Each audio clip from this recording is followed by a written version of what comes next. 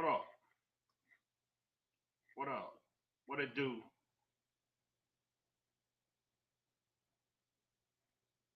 What's up with y'all, man? You got me thinking. Where is this thing at? What up? What up? What up? What's up, Uncensored Travis, Kyle?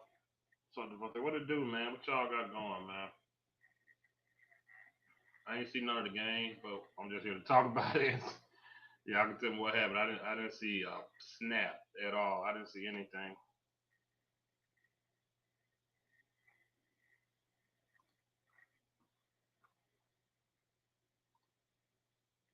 Y'all gotta help me out. I don't know what happened. I heard Cooper Rush threw a few touchdowns, man. If I'm hearing right, did Rush end up playing decent? Y'all let me know. They said Rush started playing good. Honestly, didn't even watch it today. Me either. Yeah, I didn't watch it either. What's up, man? What up, man? You didn't see the game, did you? No, not one snap. It was like a big ass fucking pillow fight out there, man. Man, it was boring as a motherfucker, man. I just heard from Corner though. Corner said Cooper Rush had a few touchdown passes. Yeah. Yeah, Charlotte. I mean, Cooper Rush said the played defense decent. did pretty good, but Yeah, no, I mean, but Corner, he's a Jerry Jones guy, so I had to take what Corner say with a grain of salt.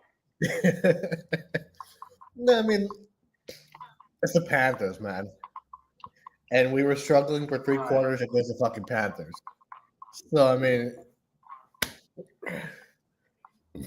for 3 quarters, the game was boring as a motherfucker, man. I gotta be honest. And then, Really? and then in the fourth quarter, I mean, it was okay. The game was fine. I don't know. Like to be honest, I wasn't even invested in the game at all. Like it was. I wasn't even that invested in it, to be honest. It was what it was. They say you look hungover, bro. Yeah, I know. I saw. I'm not hungover, man, but chaps. I was just telling Fifth, man, the game was like a big ass fucking pillow fight. It was like two little kittens fighting. Over some milk. I mean, the thing was is that no, I didn't. I'm telling you, I didn't see a snap, y'all. I didn't see it. I didn't even think. I didn't care. yeah, you didn't miss nothing, to be honest with you. Nah, you didn't miss nothing. I mean, we won, but I didn't Against the worst team in the field. I could give less of a fuck if I'm just being completely honest. Because I mean, it was for 3 quarters they just they were coasting through, and then the fourth quarter they scored. Put on the show versus Carolina. Nope. It was. I mean, if you were to only look at the score, like the numbers, 30 to what was it, 30 to 14 or whatever, you would think it would be a blowout. It was like 17 to 14 with 3 minutes left in the game. So like 5, 6 minutes left in the game, and then they just put up some garbage time, touchdowns to like get it to 30 points. You know what I mean? Yeah, that's all it was. We were like coasting through. It wasn't a blowout. I would not consider this a blowout, even though the score would say it is. If that makes sense. So game, it was okay. I mean, we were on OG's show, so he was. Yeah, he went live, so me and Champs were on it. Yeah, on the. But it was boring, man. I don't even give a fuck. It won't worth watching, champ. Nah, it wasn't. Nah, it was. Cause man, I thought about going live, but I'm like, man, it's not even worth my time. I go on OGs. It was such a useless game. We were talking about other things on the show. we weren't even talking about the game. Like we were talking about my property in Dallas where I filmed my film. Like we weren't even invested in the game. We were just watching it like kind of like as if it was just on. Yeah. So I mean, you didn't really miss nothing, to be honest with you. It is what it is. I don't know. If he come in here, I'll tell him drop his channel. I don't know his channel for sure. Yeah. It's something. I mean, it's a name. I can't FEIGN something. I think it's his. That's his last name, I think. And then JP, I think, is his first name. Oh, Because it's his last name and first. He doesn't have like a Cowboys, username or whatever. But not Dak Prescott is missing those 2 touchdown passes. That's what corner said. I gotta watch the highlights because I haven't seen them. I mean, now I can tell you. I can sum it up. Rico Dower played good. we can play well. Number 35 played good. I can't pronounce the boy name. Yeah, the linebacker. Yeah, from the bloodline. Yeah, From Notre Dame. Alan said it in the last comment. I forget. Yeah. Either, but that is Yeah, Luke. Yeah, he played good. Cooper Rush trash. Mike McCarthy played Carlin trash. CeeDee Lamb, yeah, he's good. if CeeDee balls Lamb, get thrown to him, CeeDee Lamb finally broke 100 yards, man. yeah, and he, but oh yeah, and the biggest crybaby got 2 sacks. Yeah, he got 2 sacks, man. Of course, he did in Carolina. Exactly, it's Carolina. Yeah, exactly. I bet you his ass is gonna go up to that podcast and say we have a chance tomorrow. You know it. We already know it, man. Yeah, no, Rico played well today, man. But it was more frustrating for me because he almost had a $150 today on the ground, Rico. What? Yeah, he was 25 for 149. But it's just like they haven't used. Can you imagine if we were using him this way in the beginning of the season? We would be in a problem, not much better, but we would be in a little bit of a better place, I would imagine. It's so sad that they didn't use him right. We could have been way better, man. It's so sad. He 150 yards today. I didn't say this offensive line plays better without Zach Martin. Yeah. They played better today for sure than I've seen them play in a couple weeks. 71 is trash. Yeah. 71 was, I think, what is it, TJ Bass, I think? No. That was not start with E. EBM. It's something shit. I don't know his name, but he trashed to me. Y'all who number 71? Oh, Chuma. He played left tackle. Is it Chuma? Cuba, yeah, there you go. Cuba. Yeah, Chuma, yeah. Yeah, it's a dog. Yeah. He didn't have a good game. He knows to do decent. Nah, he didn't. He was all right. Mike McCarthy definitely gonna be here next year. Oh, 1,000%. Cowboys had 14 penalties. Yep, 14 penalties, man. The crybaby had 2 himself. Yeah, Micah had 2 offsides, I think, or one. Encroachment, yeah. Yeah. No, penalties are an issue. They're still an issue, and it won't be fun. I mean, honestly, like if we were not playing the Panthers, it would have been a bad game. Like we were lucky we were playing the Panthers. Cowboys probably get blown out if it wasn't the Panthers. Oh, for sure. Like yeah. Because I mean, we literally couldn't score up until like the third quarter. I mean, we were scoring, but it was like 10-7 at halftime. So like we weren't really doing much of nothing. Yeah, man, you missed that too. And let me tell you, man, I've been more entertained in blowout losses than I was in this game. I'm not even kidding. Like I was more entertained watching the Eagles smack us than watching whatever the fuck I saw. Number 27, the one who muffed that kick last week, he got beat early twice. Yeah. And then he'll try to talk to noise. Yeah, he played pretty bad today. Number 27. But yep, that was a game, man. Not really much to say about it, to be completely honest with you. But like, you really didn't miss much. I mean, you can watch the highlights, I guess, but man, you didn't miss. Like I said, you didn't miss nothing. Believe me, it's not gonna like. pretty much everything that we could. I want to see the touchdowns, and I want to Yeah, see what's his name, Rico Dowdle's run. yeah. No, Rico played pretty well, man. I got to Oh be yeah, honest. Rico played damn good. Yeah, like it just frustrates me that we haven't used him like this whole season. Sad, But man. so I guess if there is a silver lining, Rico's play, CD got a $1.19, I think, or something like that. So I mean, there are silver linings to it, but it's the Panthers at the end of the day. So I mean, Bryce Young was not good either. Like their quarterback is just not good. So, but hey, win's a win, I guess, right? Now, bad win. Yeah, a win's a win, but I could give less of a shit if I'm being honest. I'm just being real, man. He said I enjoyed the game. I hate losing. No, I hate losing too, man. But like I've never cared less about a win in my life. I don't think Brandon Arbor attempted a 70. he did. When?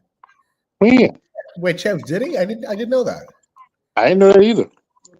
I wish. I mean, I wouldn't be surprised if fucking McCarthy makes some 90-yard field goal, but I did not see him. Hey, listen. No, he's bad too. It's just the Panthers are even more bad. Rush is not a starting quarterback. He will not Nah. win you 10 games. It's not balanced more with Rush. It's just that we're playing bad teams. Here's the thing.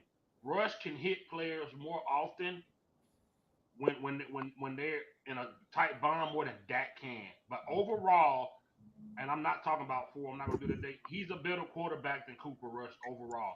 Rush just has a bit more accuracy and he can get the ball out faster. But as an overall rounded quarterback, Prescott is better. Agreed. What's up, Uncensored? What's good, fellas? How you doing, man? That much, bro. You were keeping me updated earlier when I What's up about sunset? when you said something about Al Harris defense. What happened? Listen, They got burnt. I don't know how many times I got to tell people about Al Harris and the way the secondary covers passes. They are constantly out of position. Yeah. It is so fucking annoying. They like I don't know what people need to see to understand that Al Harris. How do you give up these long ass passes on prevent defense? 35 Yeah. seconds to go, 15 Yeah. seconds to go. You giving up 80-yard passes. Yeah. I don't understand it. Yeah. You're talking about the touchdown before the half, right? Yeah. Yeah, Yep. 35 seconds to go. Yeah. And another Hail Mary type pass. Like nothing cheap, nothing deep. I don't understand how they keep giving up these plays. Yeah.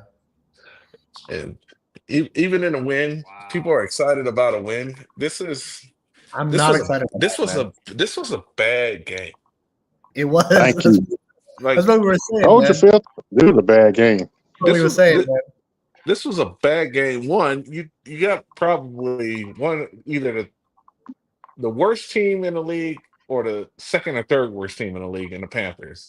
The Giants might be the worst in the Browns, but the Panthers is right there with them.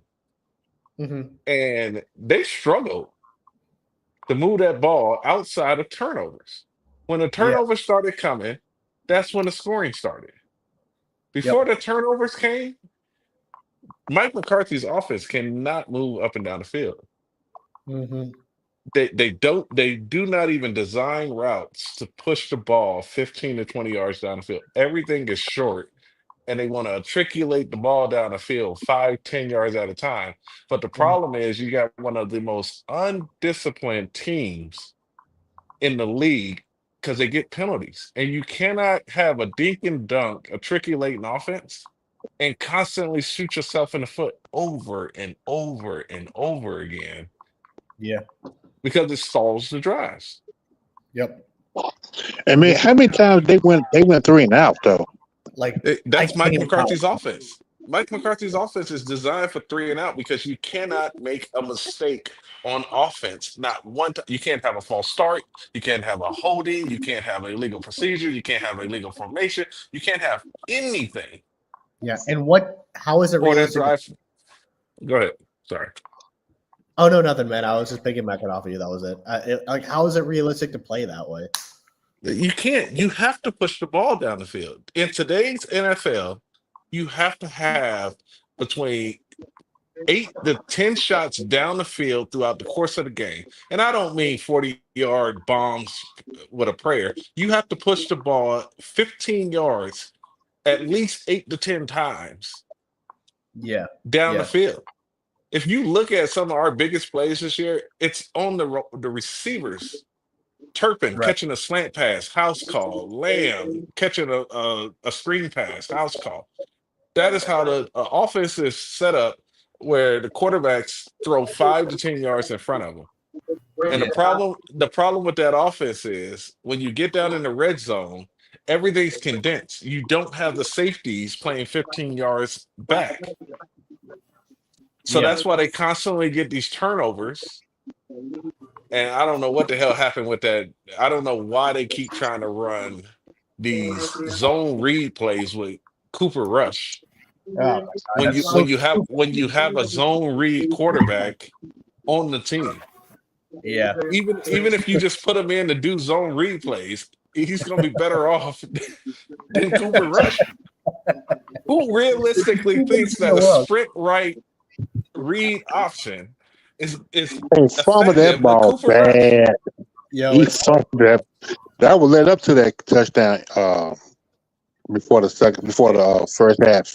And before 1980, what's up? Before 1980 jumped in, this team, eh, these young players are hungry. And every single time a vet goes down, we see that this coaching staff has mismanaged and misevaluated talent from the very beginning. yep, Because Before Overshown 1980, and I can't pronounce the linebacker's name that filled in for Overshown, but he should have been number playing right next to 35. Overshown. yeah, He number should have been 35. playing right next to Overshown the entire season instead of kneeling. Yeah, yeah, But they rather Hmm. had they rather had a veteran than putting the young guys in there. And if we gonna struggle and lose, I'd rather see rookies get that mistake out of their DNA so that next year they come back with experience and they can be leaders on this team. But agreed, agreed. Butler, Butler, Overshown, the young kid. These are players that every single time somebody goes down and a young guy has to step up, they play better than the veterans. But Yeah, this team lets the salary, the size of the check determines who plays instead of the talent. And these guys are buried deep, deep, deep in the depth chart for some reason. yeah, Like I have no idea what they see during the off season and through training camp where they are not letting these young, hungry guys get a shot. And you cannot judge, and people judging off of preseason is bullshit. You cannot judge talent when he's surrounded by people that's going to be selling car insurance a agreed, week after the season start. You agreed. have to put them in with the ones and twos so that you can actually evaluate and go, look, he was trying to do so much with a three, he looked lost in space. But when he just has to do his role with the ones, he looks better. Yep, yep. What up, 80? What's up, 1980? You was laughing a second, bro. Go, bro. What you laughing at? What happened? Oh, I was just listening, man. That's all. I agree. I was just listening. Wasn't too much. Um, Yeah. Man, this game was a big I ass got a, pillow fight, man. I That's got, what I said. I got a question for you, 80. Um, when does blame go on DBs when you're in a prevent defense and you allow 80-yard pass? Is that the players, or like when does the blame transition to them is already in the defense that's supposed to stop the deep ball, but it's completed. Is that talent or is that just coaching putting his trust in the wrong players? Well, prevent defense is designed to prevent. It's exactly what it says. It's designed to prevent the deep ball. It's to prevent the offense from throwing and completing a deep ball. Prevent defense has a lot of holes too. You got to be careful when you're running it. That's why they run it when the team is in shotgun formation and they're behind, trying to get downfield. They're trying to, or Hail Mary or something like that. That's what it's designed for. Now, anything underneath, you have to worry about because most of the prevent defenses, your secondary guys, 2 cornerbacks and the 2 safeties, they're just backpedaling straight back. It's prevent. They're just going back to prevent the deep ball. That's all it's for. It's not to, unless you got a bomb ass front 4 to get in there and make something happen. But I guess you can put it. It just depends on the situation. I guess you can put it on coaching when they decide to do it. That's the only way you can put it on coaching. Now, if the players let them get past them, let the wide receivers get behind the defense, then that's when you can blame the players. But you're not allowed to let. That's why they call it prevent, because you're trying to prevent the offense from throwing any deep balls. Yeah. It just depends on the situation. Right. That makes sense.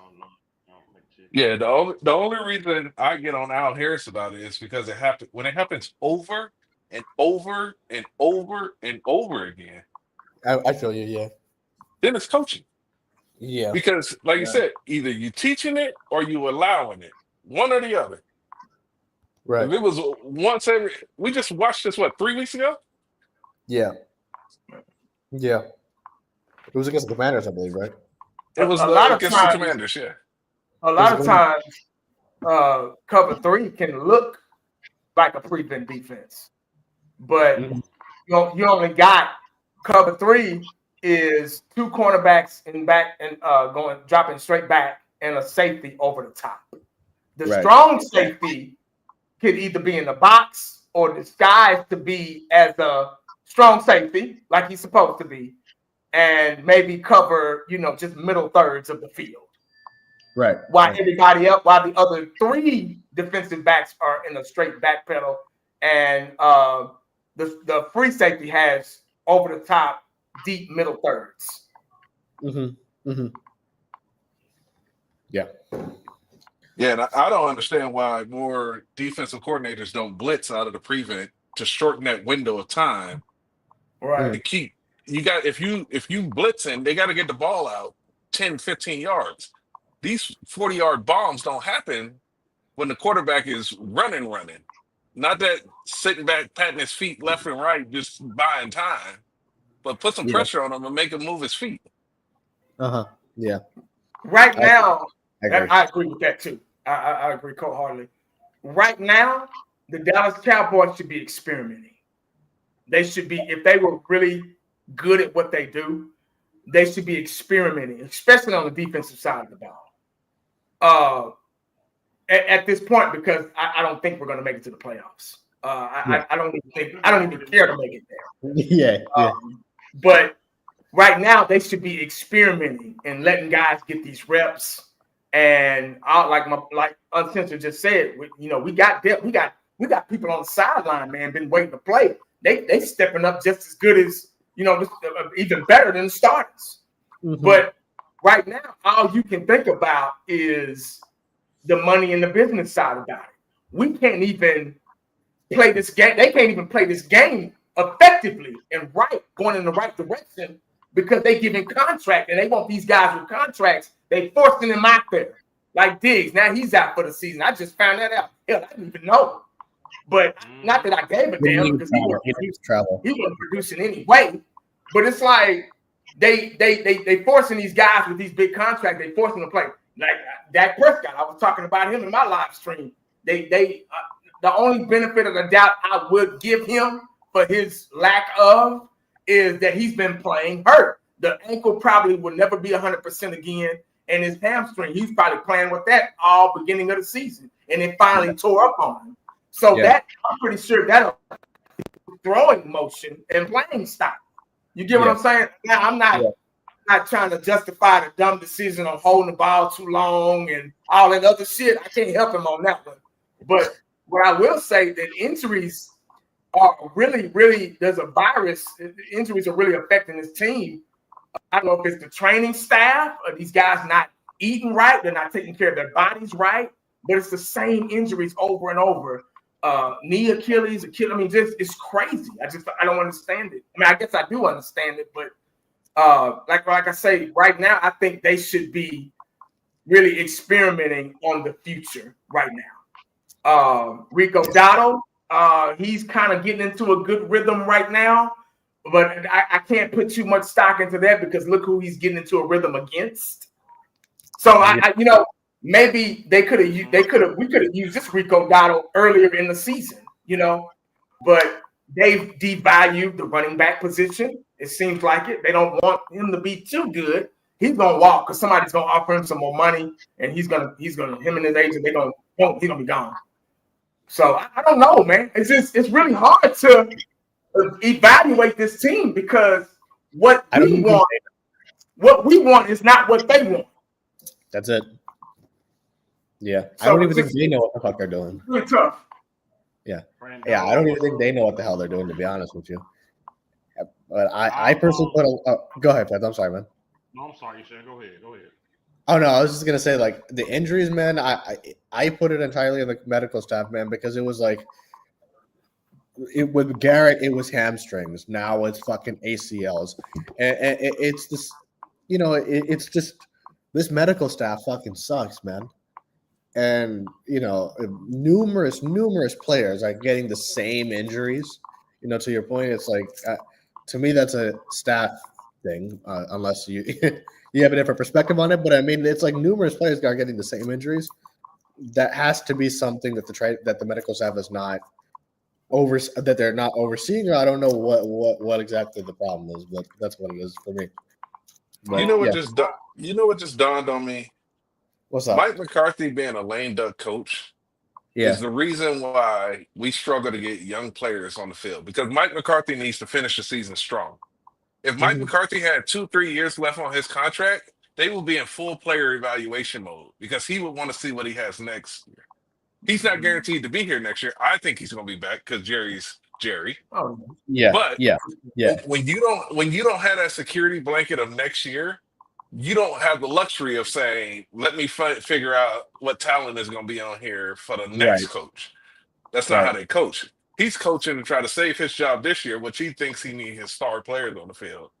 Instead of, if he was here till 2028, he would have more young guys out. And I text Fifth a couple of days ago when I found out Diggs was going down. This is what happens during losing seasons. Yep. Players play through nicks and bruises when they're winning.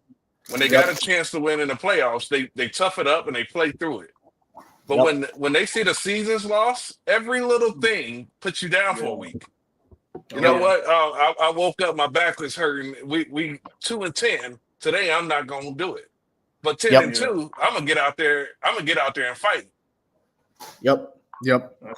And I can see the mentality of this team over the last couple of weeks. Everybody goes on the IR for every injury now. Oh, yeah. Every injury is just put that guy on the shelf for the year. That's facts. I don't know how to sum up this year. I'm with 80 at this point. You should experiment. Where this team is at right now, it's like when you get bad gas. What you got to do? Well, in the South, what we do, we ride it till we run that bad gas out. We don't take it. We just ride it. Most folks said take it to the shop. No, man, we gonna ride and match that gas till this bad gas is gone. That could have went two different ways. I didn't know where he was going with that in the beginning. That's a Southern thing, man. I was bet you. I didn't know whether he was talking about a car or a person. No. I know. Man, I was with you, man. 80 knew what I meant from jump. You ride that bad gas out. You put them players out there and see what can they give you, man. The gas is bad anyway. What can you lose by burning it out? Man, I put $30 in it. You put $30 for bad gas in there. It don't matter. It's telling your coach, ride it out. Put these young guys in and see what they can do. You don't That's Yeah. why you don't have a. That's why you don't have a lame duck coach. That's why you don't have lame duck Yeah. coach. Yeah. Personally, me, CeeDee Lamb shut down for the season. Oh yeah. I'm gonna let Tolbert and Turpin do CeeDee Lamb done. Yeah. Pay this man too much money. His shoulder messed up. He's done. I agree. I agree. CeeDee Lamb he's done. He can come every week with Cowboys sweat gear on. He's done. He won't play another snap. There's no need with all these injuries to your starting player to have CeeDee Lamb out there still jumping and catching. He signed. He got paid for what he already contributed. I understand he's a competitor, but I'm the coach. You're an asset. You're done for the year. Yeah. Tolbert, Turpin, Brooks, these are my receivers for the rest of the year. CeeDee Lamb shut down. He shut down to the starting quarterback come back. The starting receiver shut down to the starting quarterback come back. End of story. He's done. Yeah. Zach Martin done. Dak Prescott out. All these guys is hurt. Let these young guys come in and get a rhythm. See, do you see something in them? See, do you see some rock in one of these guys that you ain't seen all year because you ain't gave them a chance? That's too much like right. CD hit 1,000 yards today, so he might be on the shelf now. He hit his number that every wide receiver won for the year. I wouldn't be surprised if they say he's down. He's done for the year from the shoulder. It makes no sense. And if you plan on signing Parsons, shut that dude down. He's banged up all the time. Shut him down. If you plan on signing, even if you don't, shut him down so he can be good for trade. Trayvon Diggs, we're finna talk about that in a minute. There's so many holes in this team. This is not even about trying to fix it in 1 year. This ain't even that. You can't even fix it in 1 year. You can't fix it in 1 year. This ain't even a 1 year fix, man. Man, this is at least 3-4 years, man. Oh, we not even doing it. This ain't even a 1 year fix, bro. We not even gonna think like that. It's like that old property you buy and think you finna put you a rental person in it already. You got plumbing issues, wall need to be repainted, insulation need to be redone, holes in the bedroom floor. Yeah. This house ain't gonna be up and running in 1 year, bro. You're looking at 2-3 years before you get a tenant in here. Yeah. and that's where we at right now. This right now. This is when evaluation needs to start for this team. Yeah. You got your number one receiver. You got your backup. I don't say I don't want, but I still feel like he's not a true starter yet. And that's a penalty. So at least you know you got a good backup or a good number two. I don't want to say backup. A good number two in Rico Dowdle. You need to draft your running back. But see, what's going to happen, Phil? What's going to happen? I'm sorry. What's going to happen real quick with Rico is his value is going up because he's running his ass off right now. Regardless of who it's against, he's still executing. What's going to happen is his agent is going to start talking to different teams and say, "Hey, Cowboys ain't trying to pay you no money. This team over here, they want to see what you're rocking with. They'll give you this much. What you want to do?" Yeah. That's what I'm telling you. That's what's going to happen. That's what's going to happen. I agree. And see, Jerry Jones is still trying to sell us false hope. I've said this in my live streams too. He's still trying to sell false hope that we make it to the playoffs. So he think we're stupid. He think we're dumb. But see, we've been dumb for almost 30 years. So that's why he gets away with what he's doing. Because our fans has been stupid for almost 30 years. And we've been, we're going to do this, we're going to do that. Nah, man, we already know what time it is, dog. I said this in the I Think season. I said that we're going to struggle for the next 3, 4. Now it's 4 or 5 years. I backed it up. I said 2 to 3 years. Then I went from 3 to 4. Now it's 4 to 5. Yeah. Especially when they signed Dak Prescott, that's when I backed it up. When they signed him 4 more years, I said, "Oh hell yeah, we're gonna really fucking struggle." And they're still trying to sell us false hope. Us, we just had a down year, and when we get a lot of guys back, man, y'all ruined Overshawn's career, dog. That dude ain't coming back, man. And if he does come back, he gonna be just like your boy Drop Foot. He gonna be just like him. He's not gonna be the same. Yeah, he's not gonna be the same because they put that Honda Civic in the mountains and stuff with the 4x4s. Overshawn was an extreme talent, dog. He was a dog. But I still think to this day he should have been playing strong safety. They could have been using that dude like Darren Woodson. Yeah. Yeah. Using like Harrison was a strong safety. He stayed strong safety, but they put him in the box a lot because he was a hell of a tackle. Because he could tackle.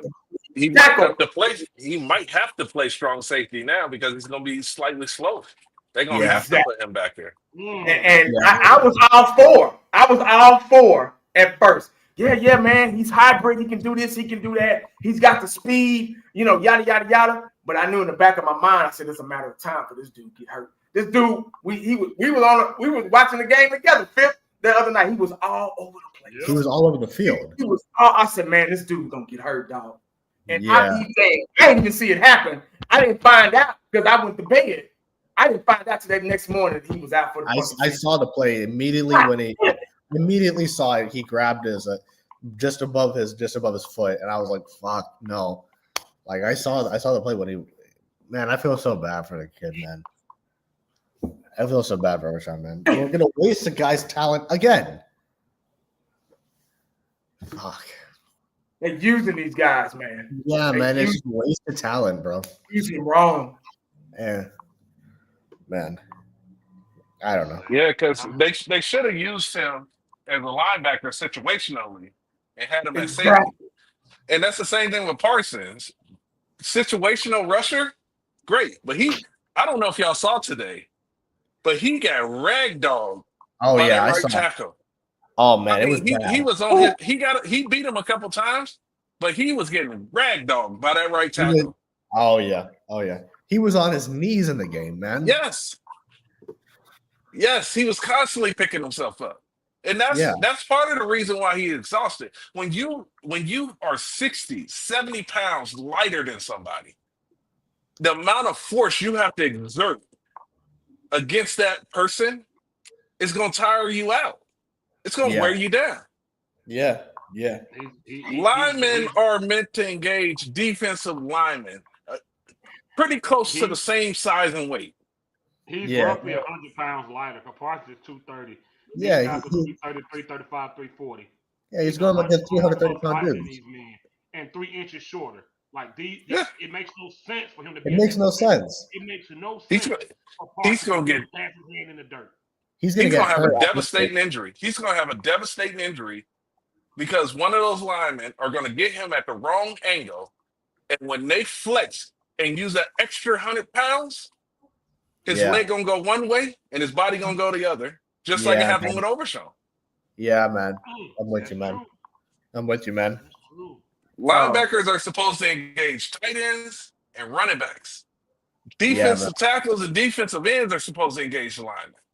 They're supposed to free up the linebackers to shoot the gap to hit the running backs. That's what Oakland did that when the Raiders were in Oakland. They got Darren McFadden hurt consistently because he was constantly being tackled by linemen instead of linebackers. And his first year he hit 1,000 was in Dallas when we were rebuilding the wall.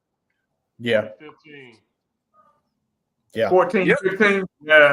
Yeah. I don't think people realize 100 pounds, and these dudes aren't 100 pounds of jello most of the time. These are solid dudes.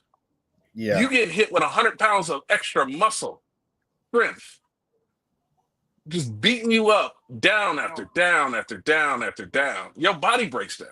Yeah, it's going to take a toll at a point. Well, you can that comment right there.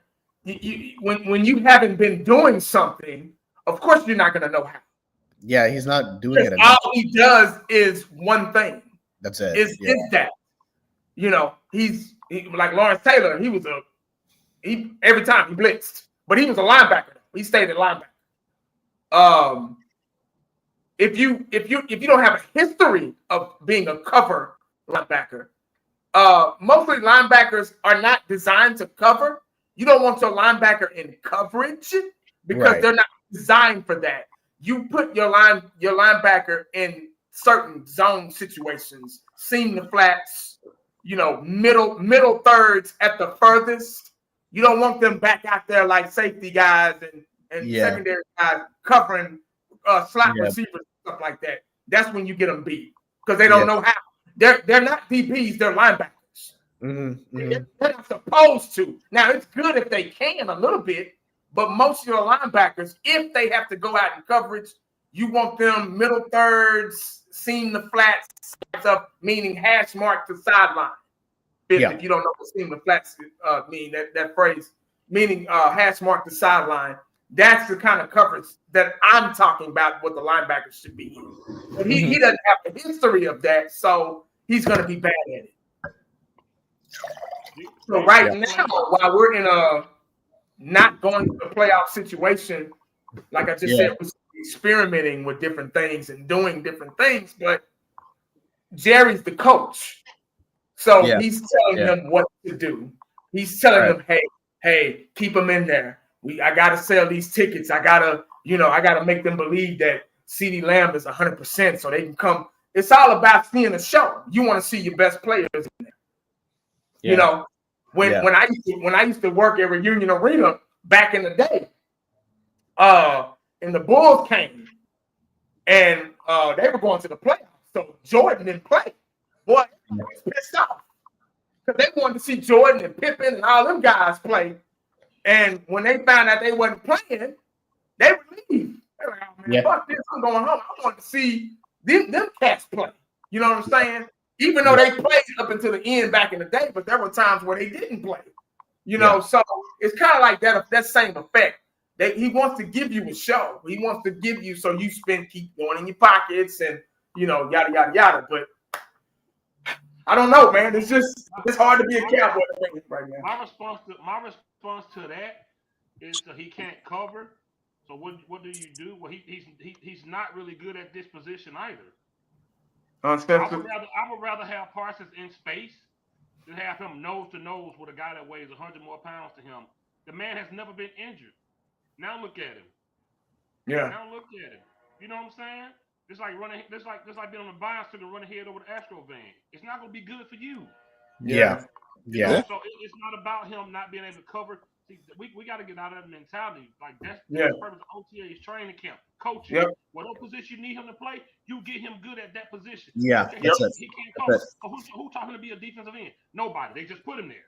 They just put him there. Yep. So it ain't like he went into training camp OTAs and learned from other guys to be a defensive end. They put him there. Yeah. Versus guys that are naturally defensive ends. It's different. So people's memory is very short. I'm cool with trading him too. I wouldn't mind trading him. I wouldn't mind trading him. Yeah. People's memory is very short. They don't. Micah Parsons didn't start off in this league as a rusher. He was a linebacker. He was put in against the Chargers his rookie season out of necessity. And he made Justin Herbert look like a high school quarterback. And that's why they said he's too good at rushing the passer to put back at linebacker. But his first couple games in the league were at linebacker. Yeah. But then out of necessity, due to injury, they had to move him over and have him rush off the edge. Michael rookie year at linebacker, he had a pass breakup all the way down the dang on field. I can't remember what team it was. Yeah. But skills atrophy over time. If you don't practice your back pedal, you're going to trip over your feet. You got to work on those skills. So you mean to tell me Parsons from his rookie year, when he was a linebacker and in coverage had pass breakups on this year right now, you don't think he'd be better? Yeah. We agree. Yeah. What do you mean he'd be better? See, the problem with Jerry, he has a way of manipulating fans and getting them to believe that what he's doing is what's best. That's it. Because everybody that watches knows Parsons is really not that. There's no reason for him to record 0 stats across the board in games. If y'all say, and against the Bengals, he recorded nothing. He recorded no stats. Oh yeah, at all. Like you can't have that. Yeah. So Jerry has a way of manipulating people. Like there's so many players that we don't even think about it. I didn't even know Cooper Beebe won the center in college. Yeah, I didn't know that up until they brought it up. So fast, I didn't even know it. I didn't know he was a guard. Yeah, I didn't know it either. I didn't even know he was hurt until the game started. You're right, honestly. He didn't even play today. Yeah, I didn't exactly. Michael was an average linebacker in college. Okay, so what is he at defensive end? Tell me. You're right. What he should be in rushing the passer on second and third down and obvious rush, he only goes forward. His entire what do they play? 40 to 60 snaps, depending on how the game is going. Yeah. All he does is go forward. Yeah. Most of the time, his head is down when he's running, so he overshoots the quarterback. Yeah. And the tackle is able to just let him ride 5 yards past the quarterback. And when you got quarterbacks like Jalen Hurts and Lamar Jackson, they shoot right through the gap that he created. Yep. And they sneak right out the backside because all his mind isn't on playing the run on the way to a sack. It's I'm gonna play the sack, and if it's a run, the linebackers should be able to get him. Yeah. Right. That's not how it's supposed to be played. This is why Von Miller was so successful. This is, and you know what I appreciate? Oakland knew how to use Khalil Mack. They knew when they wanted him to rush. They knew when they wanted to put him up on the line. Third down, 3rd and 3, 3rd and 4. They knew how to play Khalil Mack. Micah hands is in the dirt every snap. That's why that's why we look in the first quarter like, why is he tired? He's already tired. The man, he's tired in the beginning of the game. Guy every snap. That's why he's tired. Yeah. You would think this guy it would be in peak condition. The man is heaving like a hound dog 2-3 minutes into the game. He's getting beat up every play. Don't use him like that. You're wearing him down. Hey, how much we talk about this ain't Madden? Yeah, this man. ain't no video game. Yeah, man. I'm out of here, man. Y'all don't need it speaks for itself. Y'all don't need me no more. I'm gonna get out of here, man. Micah Parsons needs another defensive type of pass rusher. Ray Lewis had a lot of help around him. Oh my God. Oh, here we go. Here we go. Why do they keep bringing up Hall of Famers when they mention? Oh my God, dude! I just Micah Parsons and Ray Lewis shouldn't belong in the same. I guarantee you can pull up Ray Lewis stats, and he probably had 5 games over the course of his entire historic career of 0 stats. Thank you. And he played the later half of his career with leg braces on his arms. Yes, man, please. And Parsons averages what 2-3 a season. He averages 1.7 tackles a playoff game. He is ineffective. Every season he's been here, the second half of the season, he's recorded a sack and a half, man. So fucking miss me with it.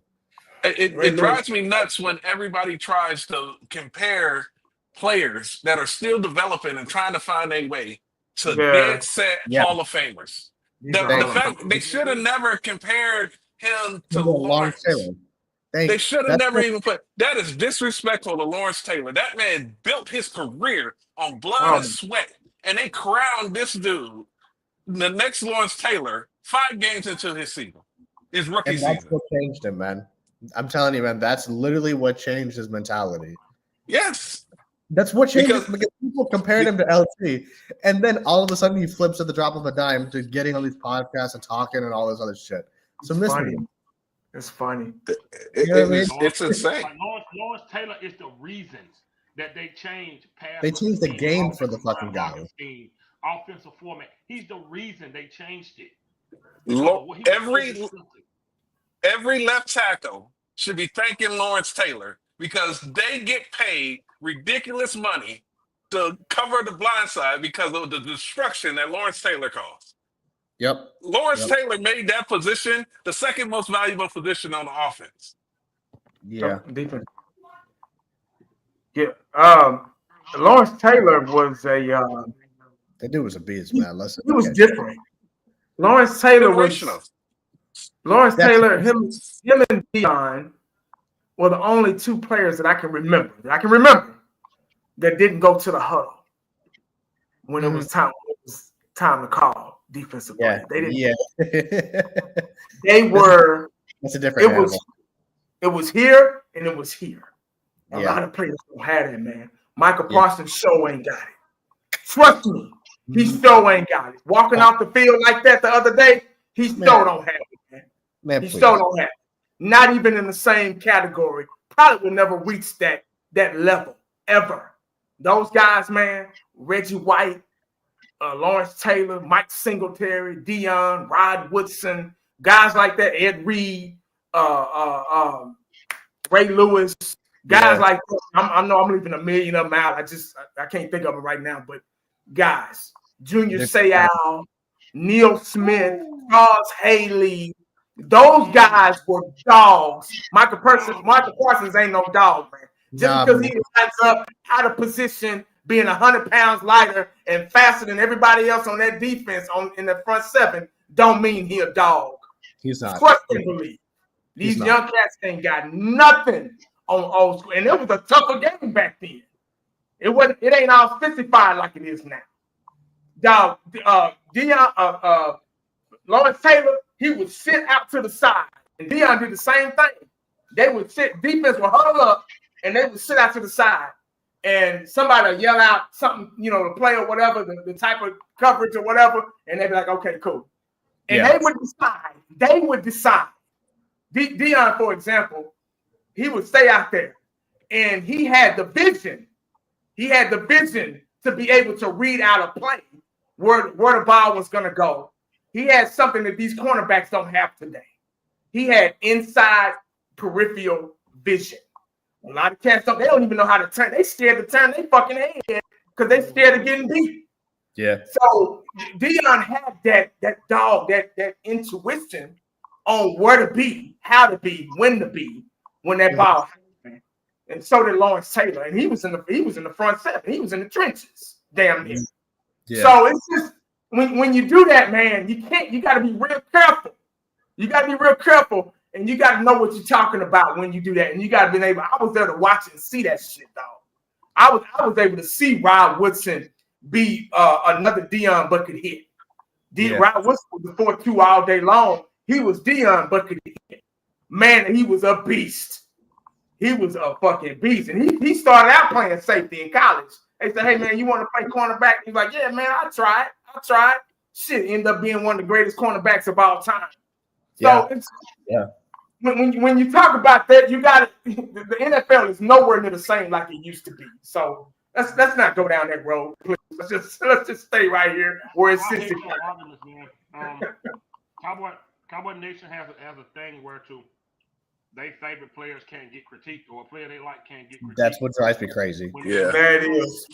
That's what drives me nuts. We've said this for years. We only tell you what we see. We don't make up stats.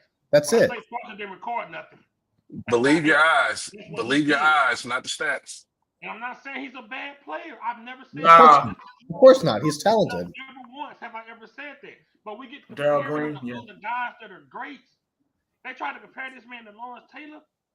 Man, please. You give me another player. I think there's only two that's on the defensive side of the ball that won MVP. Mm-hmm. I think Lawrence Taylor did in like 86. Yeah, I think so. I think it was like 86 when he did that. I think so, yeah. It's normally running backs and quarterbacks. Yeah. I think AP might have been the last running back, if I'm not mistaken. I think so, yes. Yeah. Adrian Peterson? I think it was AP. Yeah. I think it was AP. Yeah.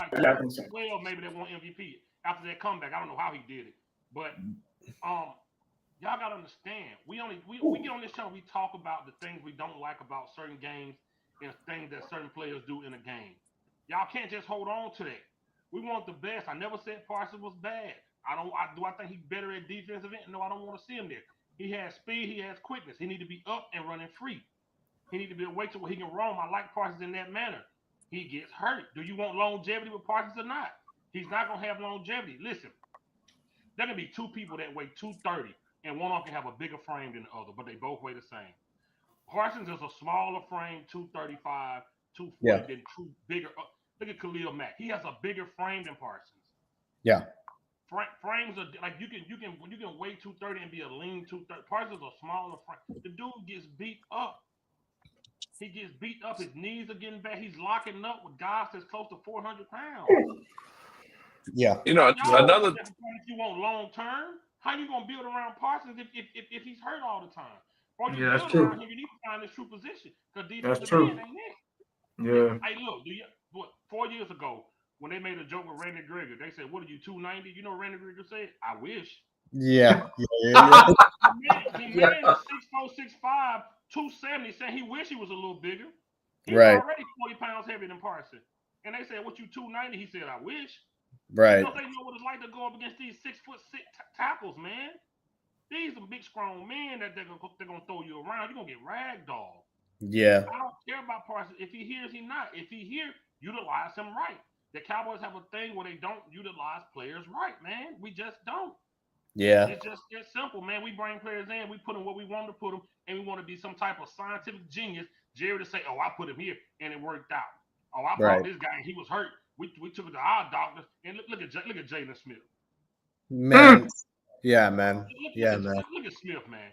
Damone Clark almost don't even exist no more. We bring these guys in like their anatomy is just ain't human. Like oh yeah, they were Dallas. We gon' man, are you serious? Jalen Smith had one decent year with Van Der Esch, and it was over. He went to 2 teams after that. Now he at the house. Yeah.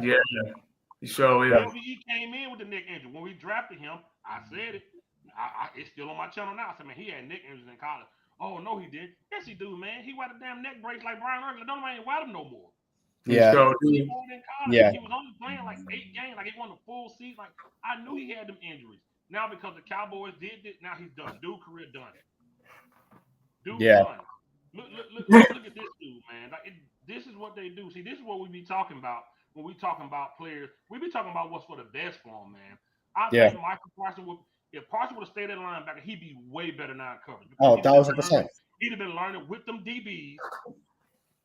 He'd have had way more time, catching the ball with his hand. It'd have been a lot better at this point. I'd rather him have growing pains at linebacker than growing pains and aching pains at defensive end. Agreed. I'd rather have growing pains at linebacker because you can disguise it. You already got men back there in coverage that could you got the free safety roaming that could possibly help Parsons out. But at defensive end, it's him and it's that giant on the other side of him. Mm-hmm. That's what I don't like. I don't like him getting beat up like this early in his career where he's going to be useless on down the line. 2 years from now, man, we should have signed him. Man, we should have moved on from Parsons. Now, everybody going to switch it up. We should have moved on from Micah Parsons, man. They should have waited him in his true position. If y'all say he ain't got no true position, okay, then let's figure it out what it is then. Right, exactly. Let's figure it out. You know what I'm saying? Like, this is what I'm saying. And the Cowboys, they graded their medical staff. They got a D. We went from hamstrings and backs in the Jason Garrett era to a more excruciating injury in ACLs. ACLs, knees and ankles. What we got? We got Terrence Steele. We got what the boy name? Michael Gallup. Diggs. Trayvon Diggs. Sam Williams was another one. We got Overshawn Sam Williams was another. Yeah, Overshawn. Yeah. That's 5 or 6 ACLs. This medical. Bland. Yeah. That's 6 Bland, another one. ACLs, y'all, on one team in 2.5 years. Yeah. If Sam Williams is out, Sam Williams got one. Yeah. But Sam Williams got hurt in training camp. Remember that? Yeah, that was the ACL in training camp. First day. Yeah. That was one of the first injuries. Jason Garrett. Now we're in ACLs. This medical staff is doing something wrong. This training staff is doing something wrong. These guys are having almost career-ending injuries, and it's the same injury. Yeah. And the thing is, ACLs used to be rare. You used to hear about an ACL and be like, "Holy crap!" Now it's it did. What you said a few weeks ago, since back in the day, those are in your career. Those used to be career-ending injuries before like 2000. ACLs used to end your career. Remember when we got Deion and Kevin Smith? Kevin Smith went down right before Deion. Kevin Smith went down with that ACL tear. I think it was the Giants game. And man, he was out for the rest of the year. And that was so rare back then. That's what made me when you said that's what made me think about it. And they used to be rare and career ending. That's how they used to be. Yeah. And I like the kid because we drafted him. Yeah. We drafted him. I like this Smith, man. And like you said, it was rare. But now look at it. It's bad now, man. They need to do something about it. They need to get rid of the training staff and the medical staff. Mm-hmm. I think they overtraining them. No, they not. They practice less now than ever in the history of the game. Right. What is overtraining? Blows my mind, man. The problem is that they train the wrong way. Thank you. Everything is forward in strength. They don't train to be limber, to be flexible. There you go. It's a different type of training. And that's everything is brute strength for them. Never really got hurt. That's why Brady never really got hurt. He was always a yoga guy, a stretching guy, and not a Yes. heavy lifting Yeah. guy. That's There why you Brady go. stayed healthy. He always stretched, did yoga, like he always did plyo. Like that's what Brady's career every year. He went in the bench and he could squat the most. He never did that, and that's why the man lasted so long and rarely got injured. Right there. Yep. That's why. I mean, you even look at boxers. The best boxers are lean. They're not Mhm. these big shoulders around your ear boxers. There's Yeah. a difference between man. If you put somebody in front of me with their shoulders around their ears, they're gonna be knotted up. Because I'm gonna Yeah. go straight in front of them. Because they got to turn their hips and shoulders and everything just to get to you, like the Incredible Hulk. Yeah. You gotta stay, especially wide receivers, edge rushers, and stuff like that. You got to be able to bend, twist. Your legs are gonna kick out away from your body at different angles because you're fighting against another human being trying to get you to go one direction when you're trying to use your leverage and speed to go a different direction. You're gonna get bent and twisted up. So Right. you gotta keep, especially your lower body. You got to keep it flexible. Yep.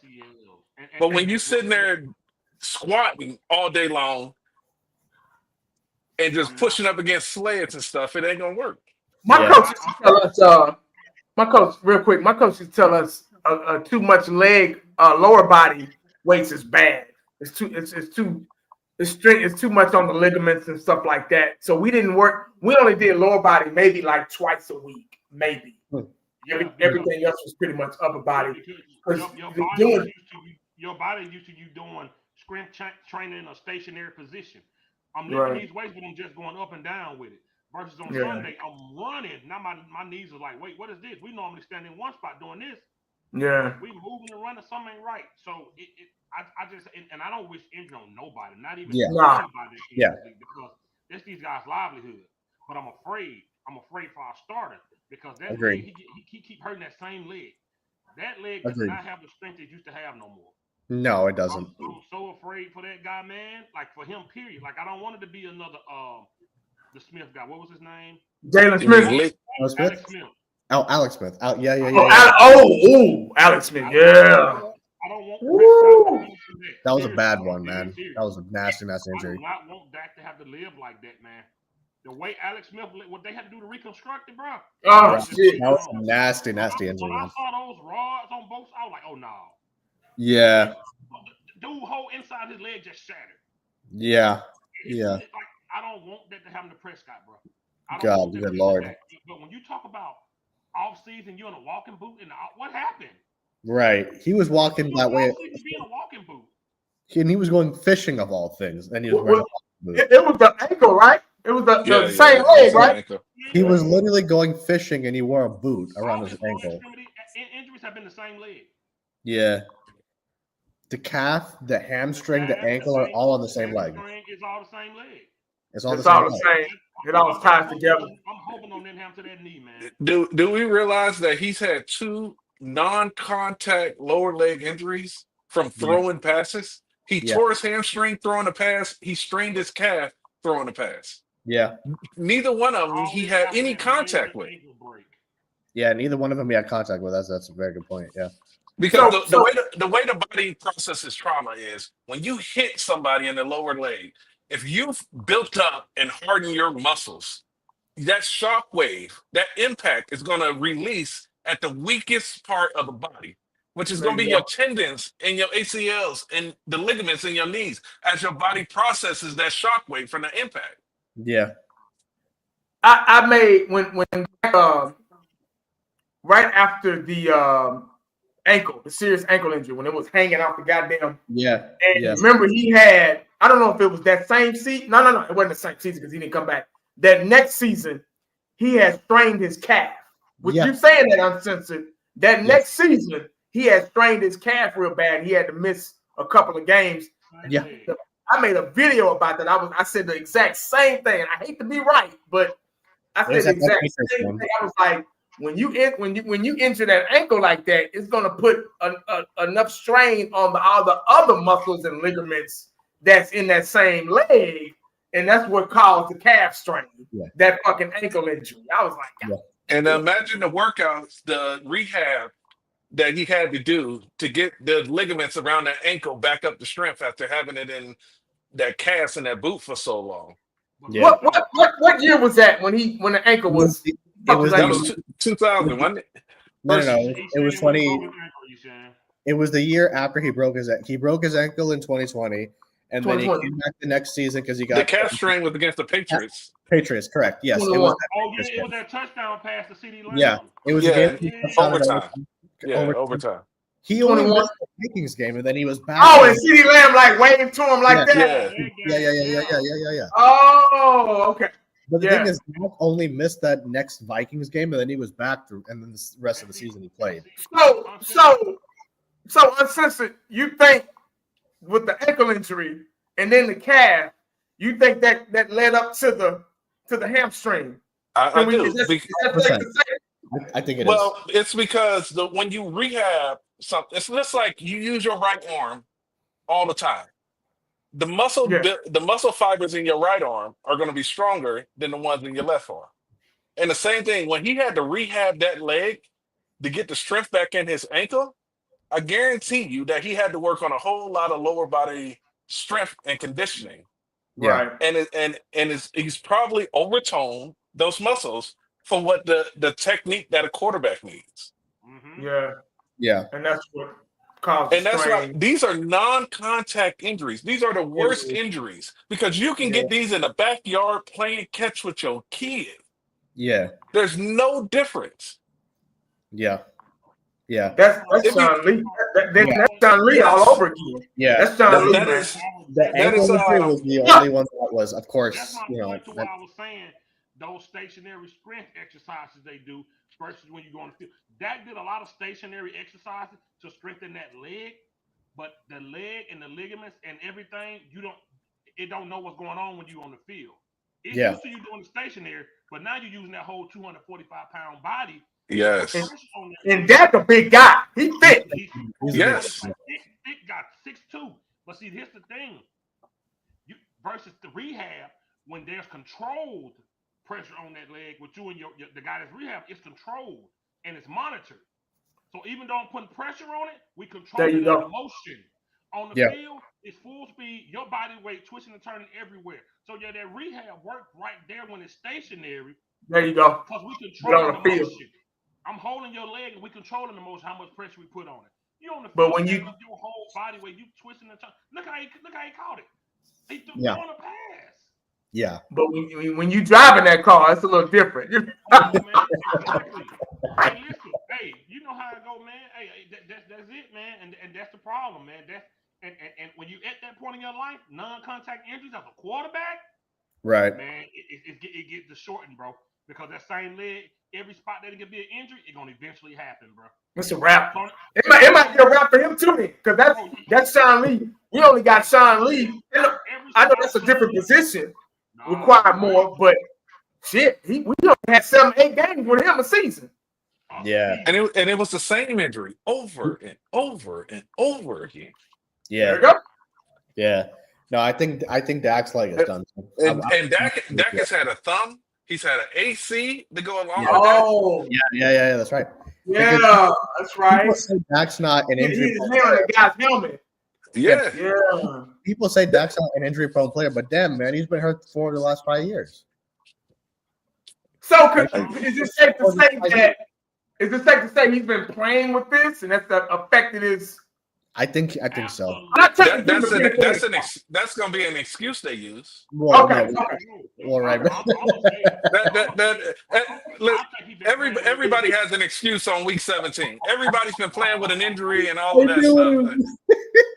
I think he's playing with it. I think he's been playing with that injury. Yeah. I'm not gonna have a walking boot in the offseason and all of a sudden I'm okay. But my thing is, what happened in the offseason to put you in a walking boot? You wasn't in a walking boot leaving Green Bay. Right. It wasn't a dang on walking boot, man. No, it was way after. We talking about April. This like before the draft, he was in a boot. That's what I'm saying. What did he do that put him in a walking boot in the middle of the offseason? We'll never know. Yeah, how many licks does it take to get it to the center of the Tootsie Roll pop? The world may never know. And you can't believe a word that come out of the front office because No. they lie about injuries Nah. all the time. Hell no. All the time. Oh I think yeah. Zach Martin's been playing with a bad ankle for half the season Zach Martin.